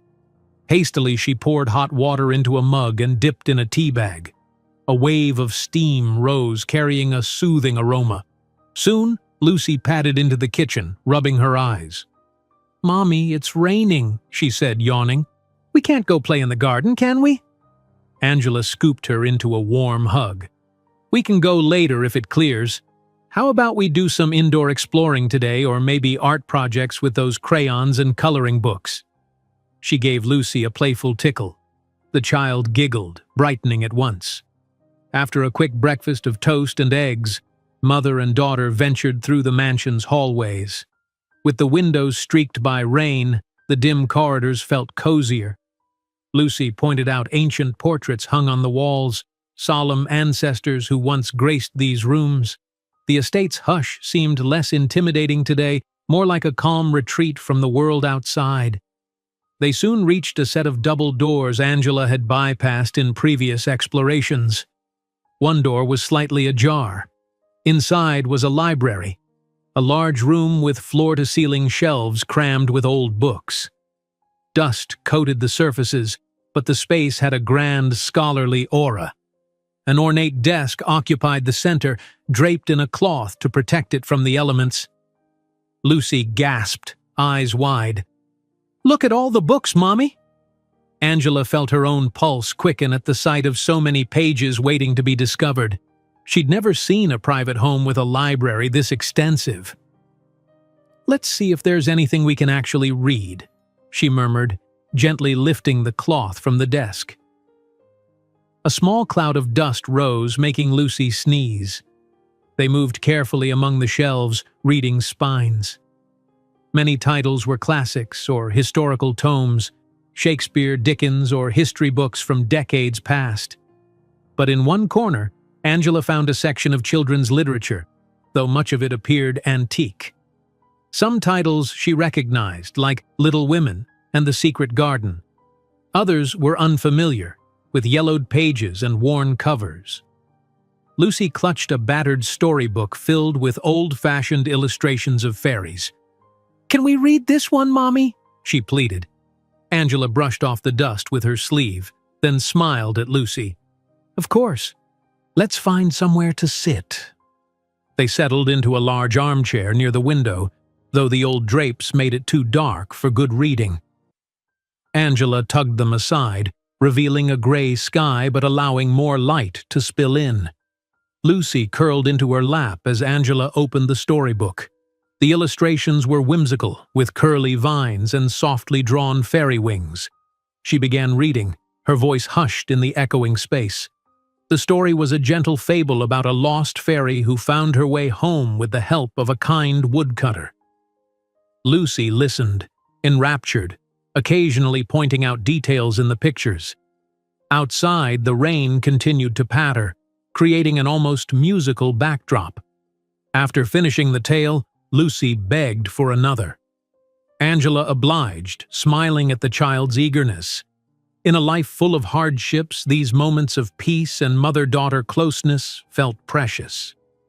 Once the second story ended, Lucy hopped off Angela's lap to explore more books.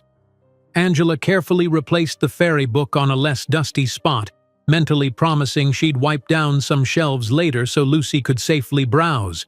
They spent at least an hour in the library, discovering hidden corners and old reading lamps.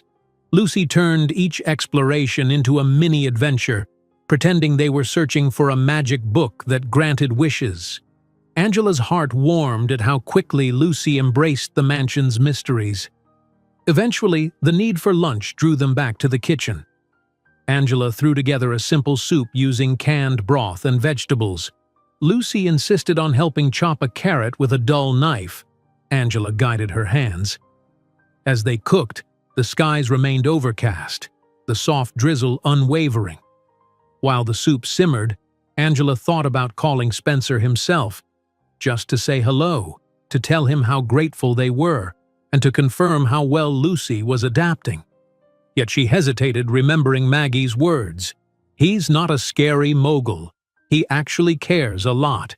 Maybe it was her own insecurities that held her back.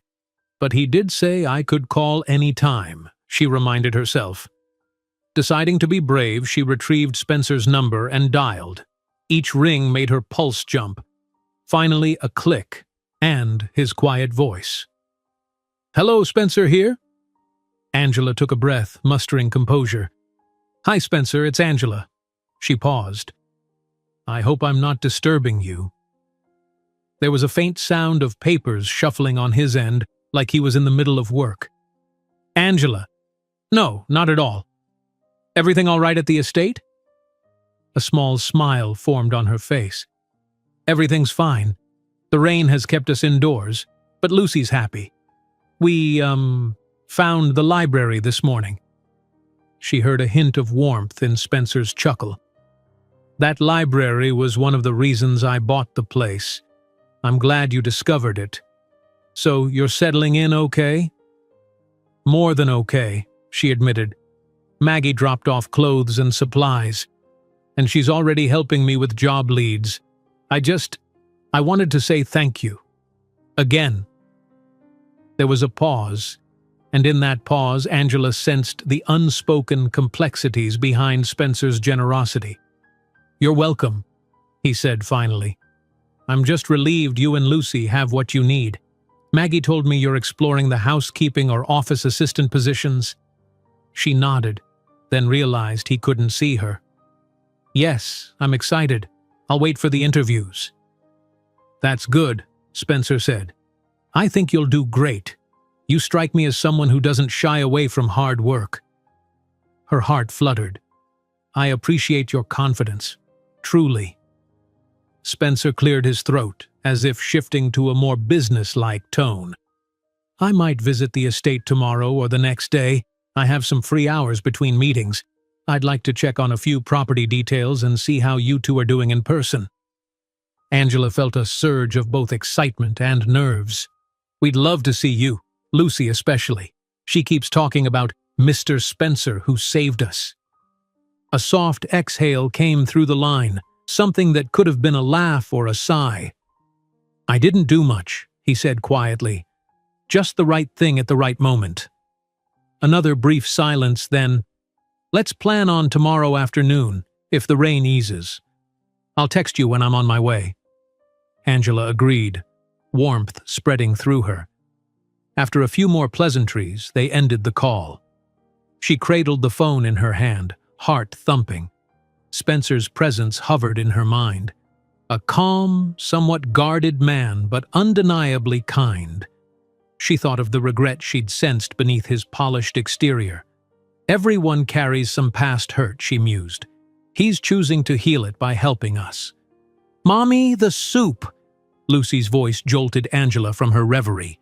She rushed back to the stove, rescuing the soup before it could scorch. They shared lunch together at the kitchen table, the drizzle outside forming little streams down the windows. The soup was modest but warming, a reminder of how quickly life had pivoted from desperation to solace. Lucy prattled on about their library finds, already planning to return for more fairy stories. After lunch, they cleaned up and spent part of the afternoon tidying a few more corners of the mansion, Lucy delighting in the swirl of the feather duster again. Angela hummed softly, imagining how she might greet Spencer tomorrow, how to convey her gratitude in person once more. Yet she also wanted to respect his boundaries. She suspected he didn't like attention on his benevolence. Eventually, Lucy curled up on the freshly dusted parlor sofa with her coloring book, while Angela brewed another cup of tea. She settled across from Lucy, letting her thoughts drift. Tomorrow, Spencer would come, and they'd show him how well they'd cared for the estate in his absence. She wanted him to see the garden eventually, maybe see how Lucy watered the greenhouse plants. It felt right to prove that they weren't just idle guests. They were invested in this place too. Evening crept in softly, with the rain tapering to a light patter. Angela prepared a simple dinner, pasta with sauce from a jar. Lucy ate heartily, then insisted on washing dishes with minimal help, proudly standing on a step stool to scrub. Angela tidied around her, smiling at Lucy's determination. Before bed, Angela read Lucy another story from the antique children's books they'd found in the library. Tonight's tale was about a brave little horse who traveled through a magical forest. Lucy was enraptured, eyes shining in the lamplight.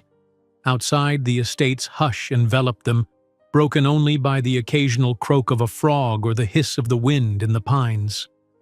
"Mommy, I like it here," Lucy mumbled drowsily once the story ended. "It feels like a storybook house, and you're not sad anymore." Angela stroked Lucy's cheek. "I'm happy you like it, sweetheart. Let's keep working to make it feel like home." Lucy soon fell asleep, lulled by the mansion's comforting quiet. Angela lingered by the bed, her heart a mix of warmth and resolve. Tomorrow Spencer would see them thriving here. She'd do her best to show him that his faith wasn't misplaced. She had one foot in a new life. She just needed to step forward without fear. As she prepared for sleep, Angela replayed her phone call with Spencer in her mind. There'd been no awkwardness, only a simple sincerity. Could it be that with each day she might learn more about this enigmatic stranger who'd rescued her, and perhaps heal some part of him in return? The thought glimmered in the darkness like a faint promise. She closed her eyes, letting that soft hope guide her into restful dreams. The morning of Spencer's planned visit dawned crisp and clear, the sky scrubbed clean by the previous day's rain. Angela woke to sunlight spilling across the guest suite's bed, dancing on Lucy's curls. Outside, the estate grounds sparkled, puddles reflecting patches of blue sky, leaves still dripping from the storm. Lucy was already half awake, pushing aside the quilt. "Is Mr. Spencer coming today?" she asked, voice husky with sleep. Angela smoothed the child's hair, heart lightening at her excitement. "Yes, he said he'd come by this afternoon, but first we have a whole morning to fill." Lucy bounded from the bed, rummaging through her new clothes until she found a pink sweater and leggings. Angela chose a flowy blouse and a pair of comfortable slacks, determined to look put together but still practical for a day of potential chores. After breakfast, simple toast and fruit, they decided to tidy the entryway and the parlor again so everything felt welcoming. Lucy eagerly wiped smudges from a window with a cloth, while Angela swept the foyer's marble floors. Between tasks, Lucy would dash to the front porch, checking if Spencer's car had arrived. "Not yet, Mommy," Lucy called, poking her head through the door. "But it's almost lunchtime. Do you think he'll bring food?" Angela laughed softly. "I don't know, but we have enough to prepare a meal if he'd like to eat with us." She glanced at the clock near the stairs. It was nearly 11. Plenty of time to plan something simple, maybe a fresh salad and sandwiches or a light pasta dish. They finished cleaning around noon, and Angela guided Lucy to the kitchen. "Let's see what we can whip up," she said, opening the fridge. There was lettuce, a handful of vegetables, some leftover soup. She decided a hearty salad, plus grilled cheese sandwiches would be easy to prepare at the last minute if Spencer was indeed hungry. Lucy helped wash lettuce at the sink, giggling every time droplets splashed up. Angela was just about to slice a tomato when she heard the low purr of an engine outside. Immediately, Lucy froze, eyes shining. "He's here," she whispered, barely containing a squeal. Angela's heart fluttered. She wiped her hands on a towel and looked at Lucy. "Shall we go greet him?" They hurried to the front porch. Spencer's familiar sleek sedan was just rolling to a stop in the circular driveway. He stepped out, adjusting the cuff of his dress shirt, though notably, he wore a more casual blazer today, less formal than before. His gaze lifted toward the porch, and upon seeing Angela and Lucy, a small smile curved on his face. Lucy bounded down the porch steps. "Mr. Spencer!" she called, waving. Spencer's smile deepened. He gave Lucy a gentle wave in return, waiting for her to close the distance. Angela trailed after her daughter, swallowing a flutter of nerves. This was the first time she'd seen Spencer since the day he dropped them off. A swirl of gratitude and uncertainty rippled through her. Lucy reached him first, beaming up at him. "We have a greenhouse," she announced as though it were the most important thing in the world. Mommy and I watered the tomatoes and they're not dead." Spencer let out a soft chuckle, crouching to Lucy's level. "That's wonderful," he said. "I'm glad you're taking care of them. They deserve some attention after all these years." Angela stepped closer, offering a warm smile. "Welcome back," she greeted. "Thank you for everything again." Spencer straightened, meeting her gaze briefly before glancing around the estate. "I'm just happy to see you two settling in," he replied quietly. "The place looks livelier." She nodded, noticing the subtle difference in his demeanor, a bit more relaxed than during their first encounters. "We did some cleaning in the parlor. Still plenty of dusty corners, though," she joked lightly. Spencer's eyes sparkled with amusement. "It's a never-ending battle in a place this size, but I appreciate it." He gestured to the mansion. "Mind if we go inside? I'd like to see how you've settled." Lucy grabbed his hand, pulling him eagerly toward the front door. Angela's stomach flipped at the child's easy affection for him. But Spencer seemed comfortable, letting Lucy guide him up the porch steps. Inside, the foyer gleamed with the faint smell of lemon cleaner. Lucy chattered about the library, about the fairy book they found. Spencer listened intently, nodding as she relayed every detail. Meanwhile, Angela observed the interplay between them, feeling a quiet warmth blossom. There was a gentleness in Spencer's gaze she hadn't noticed before. "So," he asked Angela as they reached the parlor, "how's it truly been? Any issues with the house? Plumbing, electricity, that sort of thing?" Angela shook her head. "Ben's been great checking in. And the water, power, everything's worked fine. We've just been exploring, tidying, cooking our own meals. It's been surprisingly peaceful." Spencer studied her for a moment, then nodded as though satisfied. Lucy tugged on his sleeve, insisting they see the greenhouse. Spencer suggested they take a quick look around the interior first, so Lucy led them up to the guest suite she and Angela occupied. She proudly displayed the tidy room, the curtains Angela had washed, and the plush bed with new linens Maggie had delivered. Angela felt self-conscious showing him the space, but Spencer's approval was gentle. "It's a relief to see the estate being put to good use," he said softly. "It's too large to remain empty, gathering dust." Lucy bounced on her toes. "Now, can we go to the greenhouse?" Spencer chuckled. "Sure, lead the way." They headed downstairs, then out through the back door. The yard glistened under the sun's renewed brightness, the grass still damp and dotted with tiny puddles. Lucy practically skipped along the stone path. Angela lingered behind a step or two, falling into stride with Spencer. "Thank you for arranging Maggie's help with job prospects," she said quietly. "She mentioned Suncrest Pavilion and a possible office assistant role. I'm up for either." Spencer's expression shifted to a hint of businesslike focus. "Yes, we talked about that. I think you'll have interviews soon. You can choose whichever job suits your schedule with Lucy." He gave her a sidelong glance. "Maggie also mentioned the possibility of a nanny or looking into a local school." Angela nodded. "I am thinking about Lucy's schooling. She's turning 6 in a few months, so she's kindergarten age. But I'm worried about transferring her mid-year. For now, I'm just weighing options." Spencer offered a small, reassuring nod. "Take your time. I'll cover costs if that's an obstacle." His straightforward generosity squeezed Angela's heart. "You don't have to," she began, but he raised a hand, stopping her gently. "I know, but I want to. Let's see how the interviews go first, and we'll sort out details, step by step." They reached the greenhouse, where Lucy proudly showed off the little tomato sprouts they'd rescued from drought. Spencer praised her efforts, kneeling to examine the plants. "Impressive, Lucy. They look healthier already." Lucy beamed, then scampered off to inspect a broken pot where a tiny green shoot poked through the soil. Angela stood by Spencer's side, hugging her arms around herself, inhaling the warm, earthy smell that pervaded the greenhouse.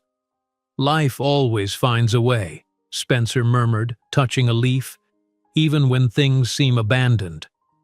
Angela's gaze flicked to him, catching the wistful note in his voice. She recalled the day he found her on her father's porch, how his own regret seemed to drive him. Perhaps this greenhouse symbolized something similar, a neglected place now returning to life. They strolled back toward the house, Lucy running ahead with the energy of a child who felt secure enough to roam freely. Angela and Spencer followed at a slower pace. "Would you like some lunch?" Angela asked, nerves fluttering again. "I was going to make grilled cheese and salad. It's nothing fancy." Spencer smiled. "That sounds perfect." Once inside the kitchen, Lucy perched at the table with her crayons while Angela fired up the stove. Spencer stood nearby, leaning against the counter. His presence felt comfortable yet still carried an undercurrent of formality. He was, after all, a man who owned this estate and had business matters that demanded his attention. Angela assembled the sandwiches with cheese and a bit of tomato, buttering the bread so it would crisp nicely. Spencer offered to help, but she nudged him toward a seat instead. "You've done so much," she insisted. "Let me do the cooking." He acquiesced, observing quietly as Angela flipped the sandwiches. Lucy hopped down from her seat to set out plates and cups, determined to help. After a few minutes, they had a modest meal arranged on the table, grilled cheese sandwiches and a leafy green salad with a light dressing. They ate in companionable silence at first, the only sound being Lucy's contented chewing and occasional chatter about her coloring. Spencer sampled the sandwich, nodding appreciatively. "This is really good," he remarked, earning a pleased smile from Angela. "I figured we can't go wrong with grilled cheese," she teased lightly, though her cheeks warmed. "Thank you for the groceries and for everything else."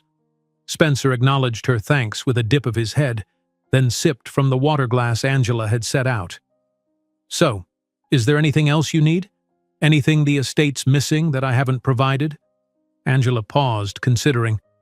"We're okay on food and basics. Lucy's clothes fit nicely. Maybe just more cleaning supplies. I'd like to dust and wipe more rooms, if you don't mind." "By all means," he encouraged. "Feel free to turn the place upside down if it helps you and Lucy feel at home." Angela's heart fluttered at the phrase, "feel at home." "We do, at least as much as we can without overstaying our welcome." Spencer's brow knitted. "You're not overstaying. I meant it when I said I want you here until you're ready for the next step, whether that's weeks or months. This estate is massive and lonely. I'm glad to see it used." Lucy, done with her sandwich, tugged on Spencer's sleeve. "Mr. Spencer, do you live somewhere else? Why don't you stay here?" Her innocent question made Angela stiffen slightly. She didn't want Lucy prying into Spencer's personal affairs. But Spencer didn't seem offended. He regarded Lucy with a gentle smile. "I have another house closer to the city for work. This place is special, but I can't be here full-time right now. Maybe someday." Lucy nodded, as though that made perfect sense. Then she ran off to fetch her crayons, returning to draw a picture of the greenhouse. Meanwhile, Spencer and Angela finished their meal, a comfortable hush settling over them. "Would you like to see the parlor and the library again?" Angela asked, standing to clear the plates. "We spruced them up quite a bit." Spencer agreed, helping her stack dishes in the sink. Lucy followed, brandishing her new drawing of tomatoes and a watering can. Together they wandered to the parlor, where warm afternoon sunlight slanted through freshly cleaned windows. The old Victorian furniture gleamed, dust-free. Angela even found a small vase and placed a few wildflowers on the mantel. Spencer looked around, clearly pleased.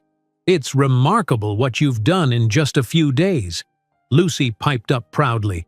"Mommy's a super cleaner." Angela laughed softly. "It helps to have an eager assistant." They moved next to the library, where Lucy promptly showed Spencer the fairy book. He carefully flipped through its fragile pages, impressed by the antique illustrations. Angela explained how they'd been reading old stories each evening, and Spencer's expression grew thoughtful. "I always envisioned someone using this library. he said quietly. Books shouldn't gather dust. Angela sensed unspoken meaning behind those words, a parallel to the house itself, perhaps. She set a hand lightly on Lucy's shoulder. Thank you for letting us be the ones to read them. Spencer nodded, then glanced at his watch, a hint of reluctance in his posture. I should head back soon. I have an evening meeting. Disappointment flickered in Lucy's eyes. Already? Spencer bent down to her level. I promise I'll visit again, and we can check on those tomatoes together. Deal? Lucy nodded, brightening a bit. Deal! Angela walked him to the foyer. We'd love to have you stay longer sometime, she ventured, hopeful yet aware of his busy schedule. Or join us for dinner? I might not be a gourmet chef, but Lucy approves of my cooking at least. A ghost of a smile touched Spencer's lips. That sounds nice. Let me clear a date in my calendar. Maybe next week? Angela felt her cheeks flush with a pleasant warmth. Whenever works for you. They stepped onto the porch. The sun had fully emerged now, illuminating the stone steps. Spencer paused at the top of the stairs, turning back toward Angela. She swallowed, searching for the right words. Thank you, again, for everything. I know you've heard me say it many times, but I really mean it. His gaze rested on her for a moment, calm and sincere. You're most welcome. Then, more quietly, you and Lucy have brought life to this place. I'm grateful for that too. Something unspoken passed between them, a gentle understanding that their lives had intersected at a point of need and unexpected generosity. Lucy, oblivious to the subtleties, bounded forward to say goodbye again. Spencer ruffled her hair, then made his way to the car. Angela and Lucy watched him drive away, silent until the sleek sedan vanished beyond the estate's gates.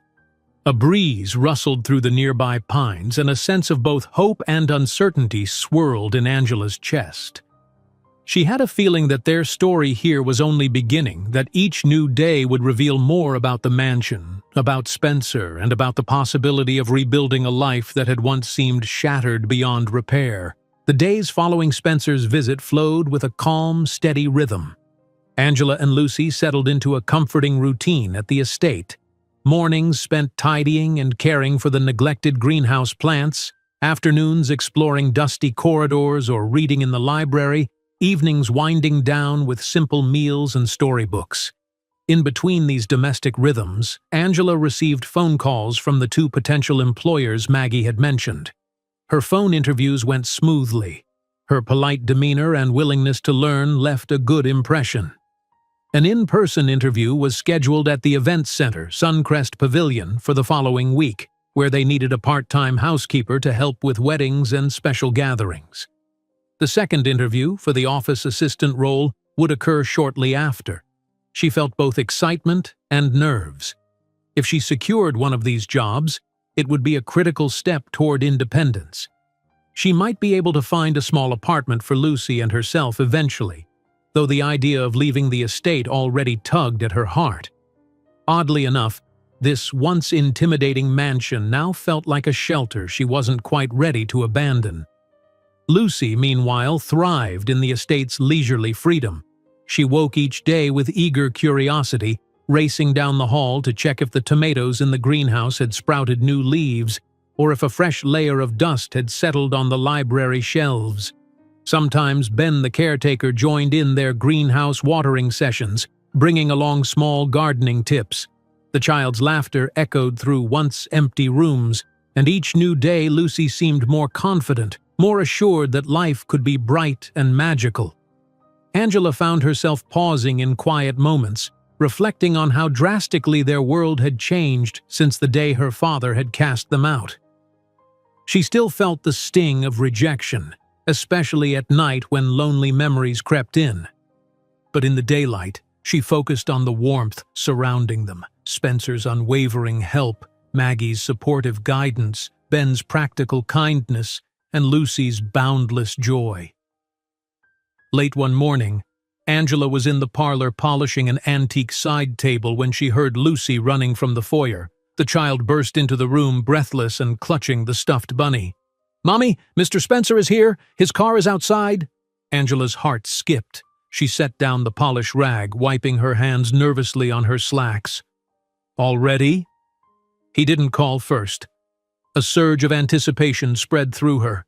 He must have decided to drop by again.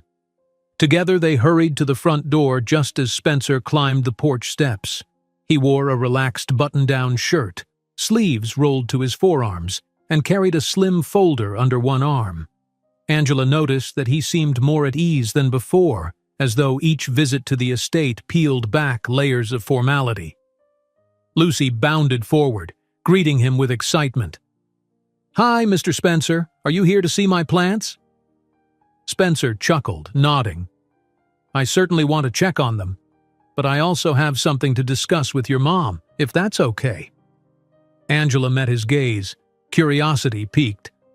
"Of course. Come in." They stepped into the parlor and Angela gestured for Spencer to sit on the recently polished sofa. Lucy plopped onto the rug, hugging her bunny as if waiting for story time. Angela perched on the edge of an armchair, trying not to fidget. Spencer set the folder on the coffee table. "I didn't mean to arrive without warning," he began, his voice calm. "But something came up, an opportunity that might interest you." Angela exchanged a quick glance with Lucy, who blinked back with bright curiosity. "An opportunity?" Angela echoed. Spencer opened the folder. Inside were a few documents and brochures. He pulled out a colorful flyer first, a bright, inviting graphic advertising a summer learning program for children, complete with photos of kids doing arts and crafts, nature walks, and basic academic lessons. "It's a private kindergarten/day camp that runs year-round," he explained. "They accept rolling admissions. Maggie and I thought Lucy might like it if you plan to work soon. They combine play-based learning with structured activities. It's only a few miles from the event center where you might get hired." Lucy's eyes lit up at the pictures. "They have a pet rabbit, Mommy! Look!" she exclaimed, pointing to one of the photos. Angela's breath caught. "That's amazing. I've been worrying about who would watch Lucy if I started working." She paused, turning to Spencer. "But isn't a program like this expensive?" Spencer gave a mild shrug. "They offer scholarships, and I'm more than willing to cover whatever isn't covered. Consider it an investment in Lucy's future, if you like the idea, that is." Emotions swelled in Angela's chest, gratitude, relief, and a hint of discomfort at relying on him yet again. "It looks wonderful," she whispered, touching the brochure. "Lucy, would you like to go to a place like this where you can learn and play with other kids?" Lucy nodded vigorously, her bunny bouncing against her chin. "Yes, they have painting and everything." Angela forced herself to meet Spencer's eyes. "We'd be so grateful. Are you sure it's not too much?" She hated to voice her insecurity, but she also wanted to respect boundaries. He smiled softly. "Not at all. It helps both of us. I want you to be able to work without worrying about Lucy's care. And she deserves a chance to learn alongside other kids, don't you think?" Angela's throat tightened. "Yes, thank you," she said, voice trembling slightly. She closed her eyes briefly, summoning composure. "Thank you so much." Spencer nodded, then pulled out another set of papers, these detailing Lucy's admission forms and the basic schedule. He explained that Maggie had already contacted the director, so if Angela agreed, Lucy could start as soon as the following Monday. Angela's heart fluttered at how quickly life was moving, yet she recognized it as a necessary next step. Once the practicalities were discussed, Lucy took Spencer's hand and insisted he see the new growth on the tomato plants. Angela trailed behind, heart still in overdrive from the conversation. They walked the damp path to the greenhouse, and Lucy chattered happily about how she'd water the plants before and after her new school program. Inside, they discovered bright green shoots, some even sprouting tiny buds. Spencer genuinely admired Lucy's dedication, praising each small leaf. Angela watched them from a short distance, thinking how surreal it was that her child had grown so attached to a man they barely knew a week ago. Yet Spencer had been their saving grace, in more ways than she could count. Eventually, they returned to the house. Lucy ran off to fetch her crayons, declaring she'd draw a picture of her new school. Spencer and Angela found themselves alone in the foyer, the late morning sun casting golden rectangles on the marble floor. Angela clasped her hands, willing her voice to stay steady. "Spencer, I can't express how much this means. You're doing more than just providing shelter. You're giving Lucy a real chance." His eyes flickered with empathy. "I just don't want you to struggle the way you have. You deserve better." A fragile warmth bloomed in Angela's chest. She recalled the sadness she'd glimpsed in Spencer's own gaze, the regret that might be driving him. Part of her ached to ask about it, but she felt it wasn't her place yet. "This estate," she said instead. "Why did you buy it if you never planned to live here?" Spencer hesitated, hands slipping into his pockets. "At first I thought I might renovate it as a family retreat. Then circumstances changed. I didn't have the family I expected." His voice was quiet, weighed down by some private memory. "So it's just stayed empty, waiting." Angela's breath caught. "I'm sorry," she said gently, unsure if she should press for details. He brushed it off with a small shake of his head. "Let's just say it feels right having you and Lucy here now. Like part of the house's purpose is being fulfilled, caring for people who need it. Maybe that's how it was always meant to be." She couldn't quite find words, so she simply nodded, offering a soft, empathetic gaze. Spencer cleared his throat, a faint awkwardness creeping in. "Anyway, I'll check with Maggie to confirm Lucy's enrollment, and we'll finalize the job interviews as well. I can drive you if you need a ride." Angela's heart glowed at the offer, but she quickly shook her head. "I can manage transportation. Maggie mentioned there's a public bus route. If I time it correctly, Lucy and I can get around." Spencer studied her, maybe sensing her determination to stand on her own 2 feet. "All right," he agreed, "but the offer stands if you ever need assistance." She thanked him, and soon Lucy reappeared, brandishing her new drawing of a school building with big windows. They admired it together, praising Lucy's artistic flair. Then, much to Lucy's dismay, Spencer announced he had a meeting in the early afternoon and needed to leave shortly. She extracted a promise from him to visit again soon, especially when the tomatoes started producing fruit. "I'm not sure they'll bear fruit anytime soon," Spencer teased gently, "but I'll be back." He ruffled Lucy's hair, then gave Angela a respectful nod. "Call me or Maggie if anything comes up." Angela walked him out to the porch, Lucy trailing behind. She met his gaze once more. "Thank you, Spencer," she said, voice soft. "I'll never stop saying it."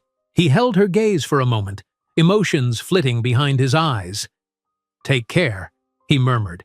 With that, he strode down the steps, climbed into his sedan, and pulled away. Lucy watched, hugging her bunny until the car vanished through the gates. Angela gently rested a hand on her daughter's shoulder. In the hush that followed, the weight of their changed circumstances settled on Angela again, this time lightened by a sense of real progress. Lucy's future was shaping up. Angela's job prospects seemed within reach. And Spencer, he loomed on the edges of her thoughts, his kindness carving a deeper place in her heart. They headed back inside, Lucy's footsteps echoing in the foyer. Angela stared at the enrollment papers for Lucy's new program, the official lines and boxes waiting to be filled with information about her child. She ran her fingertips over the lines, tears threatening to form at the corners of her eyes. Not from sadness, but from a sudden surge of overwhelming gratitude and hope. "We're going to be okay," she told herself. Lucy tugged at her sleeve. "Mommy, can we color again? I want to draw Spencer a thank you picture." Angela knelt down, hugging Lucy tight. "That's a wonderful idea," she whispered. "Let's do that." A week passed in a flurry of practicalities and small triumphs for Angela and Lucy. Each day, a routine took firmer shape.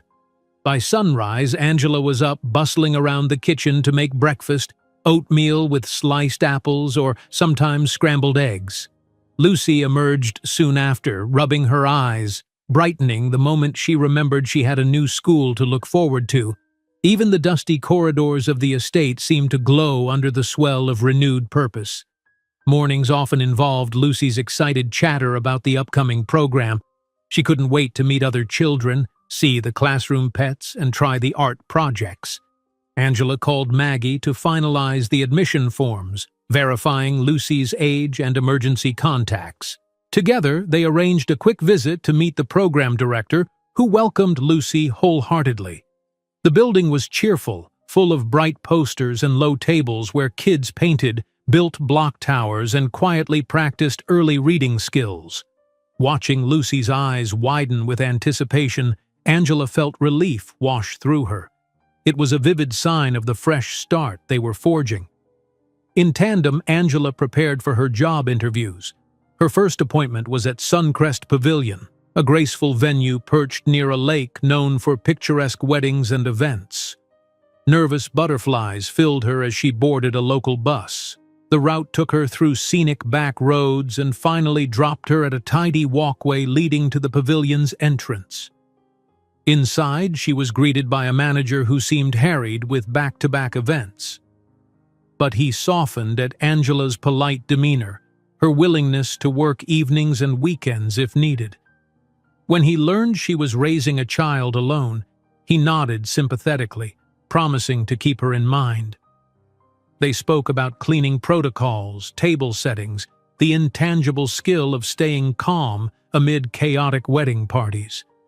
Angela admitted she'd never done housekeeping in a high-end venue before, but she had the stamina and the open mind to learn. The manager asked her to wait for a final decision in a few days. The second interview was at a small consultancy office in the nearby town center, a quieter environment focusing on administrative support. Maggie had set up this interview, stressing that Angela was organized, reliable, and eager to grow. The office manager was a crisp, professional woman who quizzed Angela on typing speed, basic computer knowledge, and the ability to handle phone calls politely. Though Angela had no formal office experience, she highlighted her adaptability. When asked what motivated her most, she spoke plainly: to provide a stable life for her daughter. By the end of the talk, the manager appeared impressed by her honesty and composure. Between interviews, Angela juggled Lucy's enrollment details.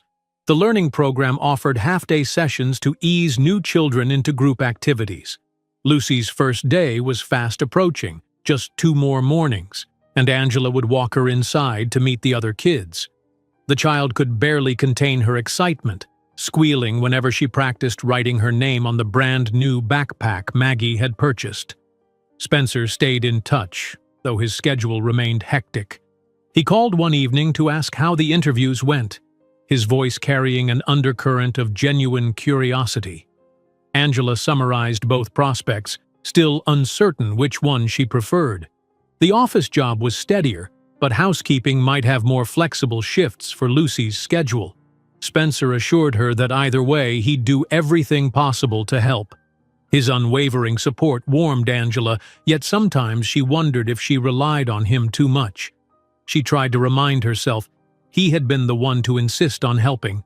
He never showed any sign of regret for stepping into their lives. Ben, the caretaker, popped by more frequently. He seemed pleased to see Lucy bouncing around with news of her new school, or to find Angela cleaning a different corner of the mansion each day. He mentioned an old orchard on the eastern edge of the grounds where the trees occasionally produced fruit even in their neglected state. Lucy grew determined to see if any pears or apples still clung to the branches. By midweek, Angela allowed a short trip there, trudging through tall grass and brambles until they reached a ring of gnarled trees. Indeed, they found a handful of small, pale apples hidden among the leaves, tart but edible. Lucy's delighted giggles echoed through the orchard, as she plucked them with Angela's help. That night, Angela baked an apple crisp in the mansion's outdated oven, filling the kitchen with a sweet aroma. She and Lucy savored it, sharing slices with Ben, who declared it was the best dessert he'd eaten all year. In that moment, Angela felt a stirring sense of belonging, a caretaker who felt like an old friend, an estate that had become their safe harbor, and the hum of possibilities just outside these gates. The following day, Spencer arrived unannounced once again, this time in a rush, wearing a sleek business suit. Angela met him in the foyer, surprised at his tense posture. "Is something wrong?" she asked, heart skittering. His face softened the moment he saw her concern. "No, not exactly. I've just had a stressful meeting in town," he exhaled. "But I didn't want to leave without checking on Lucy's school preparations. Are things going smoothly?" She nodded, explaining Lucy was upstairs, carefully folding her new school clothes. A flicker of relief crossed Spencer's features, though a hint of strain lingered in his eyes. He murmured an apology for his mood, mentioning how a business partner had nearly pulled out of a major project that morning. Angela offered him a seat, asking if he wanted tea or a snack, anything to help him decompress. He hesitated, then admitted a small break sounded nice. They settled in the parlor. Lucy soon rushed down, exclaiming about her upcoming first day at the program, waving pictures she'd drawn of the orchard apples. Spencer set aside his business persona for a moment, giving Lucy his full attention. When Lucy asked if he'd ever come see her at school, Spencer gently said, "That might be tricky with my schedule, but I'll be cheering you on, okay?" Angela found herself studying Spencer's demeanor, the tension in his brow, the fleeting sadness behind his eyes. She recalled how he mentioned once having different plans for this estate, imagining a family's laughter filling the halls. Something had derailed that dream. Now, paradoxically, Angela and Lucy were providing the life he'd once wanted here. The thought filled her with a curious blend of gratitude and sorrow for him. After Lucy bounded off again, Spencer's gaze lingered on Angela. "Thank you for taking such good care of this place," he said quietly. "I know you've got interviews and Lucy's schooling. If you ever feel overwhelmed, please remember you can rely on me." She smiled warmly. "I do know, and I'm so thankful. But I'm also determined to stand on my own. I don't want to just be a guest, you know? I want to earn what we have." A flicker of understanding passed between them. He nodded, accepting that as part of her nature, and they spoke no more about it. That evening, while Lucy snoozed in her newly arranged bed, Angela couldn't stop thinking about how everything felt both fragile and full of promise. She missed her mother's calming presence, especially as Lucy's first day of the learning program approached. Her mother would have shared Angela's excitement and pride, but she pushed aside the pang of loss, focusing on the path forward. The next morning arrived. Lucy dressed eagerly, carefully smoothing the new outfit Maggie had chosen. Angela helped brush Lucy's hair into 2 neat pigtails. After a quick breakfast, they headed out. Angela had arranged a taxi to drop them at the program building. Lucy clutched her bunny in one hand, her small backpack in the other, face alight with anticipation. At the door, staff welcomed her cheerfully, guiding them into a bright classroom full of cheerful posters and pint-sized tables.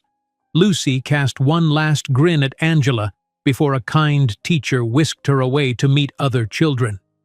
Angela's heart squeezed watching her daughter vanish into that swirl of color and chatter. For a moment she lingered by the door, recalling Lucy's anxious face on the day they were forced from her father's house and contrasting it with the glow of excitement now. The transformation was profound. Resisting the urge to tear up, Angela left the building, determined to trust Lucy's resilience. She stepped outside, the morning sun already warming the pavement. Her phone buzzed, Maggie calling to confirm the final interview with the office manager for the next day. Angela answered with steady confidence, setting the time. Then she realized she had a few free hours before picking Lucy up at noon. Perhaps she could do a quick grocery run for fresh produce, maybe a treat to celebrate Lucy's first day. Making her way to a local market, Angela felt every step laced with a new sense of purpose. Gone was the shameful memory of standing on her father's curb, Lucy in her arms. Now, each decision moved them forward. She pictured the mansion as it was this morning. Sunlit windows, the library books no longer cloaked in dust, the greenhouse plants thriving under Lucy's care. And Spencer, somewhere out there, juggling business challenges while continuing to watch over them from a distance. His generosity might have been the spark, but Angela was fanning that spark into a flame of self-sufficiency. In the market, she browsed leisurely for tomatoes, onions, and a small carton of cookies Lucy liked. At the checkout, she glanced at the modest sum of money Spencer had insisted she keep for emergencies. A flush of gratitude washed over her. Yes, she was using his help now, but it was fueling her path to an independent future. She vowed to pay it forward someday, to be a harbor for someone else in dire need. By noon, Angela returned to pick up Lucy, who came bounding into her arms with squeals of delight. The teachers praised Lucy's friendliness. She'd already made 2 new buddies, they said. Angela's heart nearly burst at the joy in her daughter's face. That evening, back at the estate, Lucy regaled Ben with stories of the new friends and the crafts she made. Angela quietly tidied up the kitchen, overhearing Lucy's excited chatter. She smiled to herself, reflecting on how life had shifted from chaos to calm in a mere span of weeks. Later, as Lucy dozed, Angela stood by the window in their guest suite, peering at the moonlit grounds. She let her mind drift to the day's small victories: Lucy's successful first day, the encouraging interviews, the orchard apples that might soon turn into another batch of crisp, and Spencer's steady presence, ready to help but respecting her desire to stand on her own. A sense of fragile peace and promise wrapped around her heart. Even if uncertainties lay ahead, like whether she'd secure the job, how Lucy would adapt over time, or if her father would ever reconsider his harsh rejection. Tonight, Angela allowed herself to believe in the power of hope. The mansion seemed to breathe quietly under the moonlit sky, no longer a silent relic but a place pulsing with new life. She whispered a good night to the darkness, her voice barely above a breath. "We're going to make it." And in the hush of that grand estate, it felt true. If you enjoyed this story, don't miss the next one. Just click on the screen.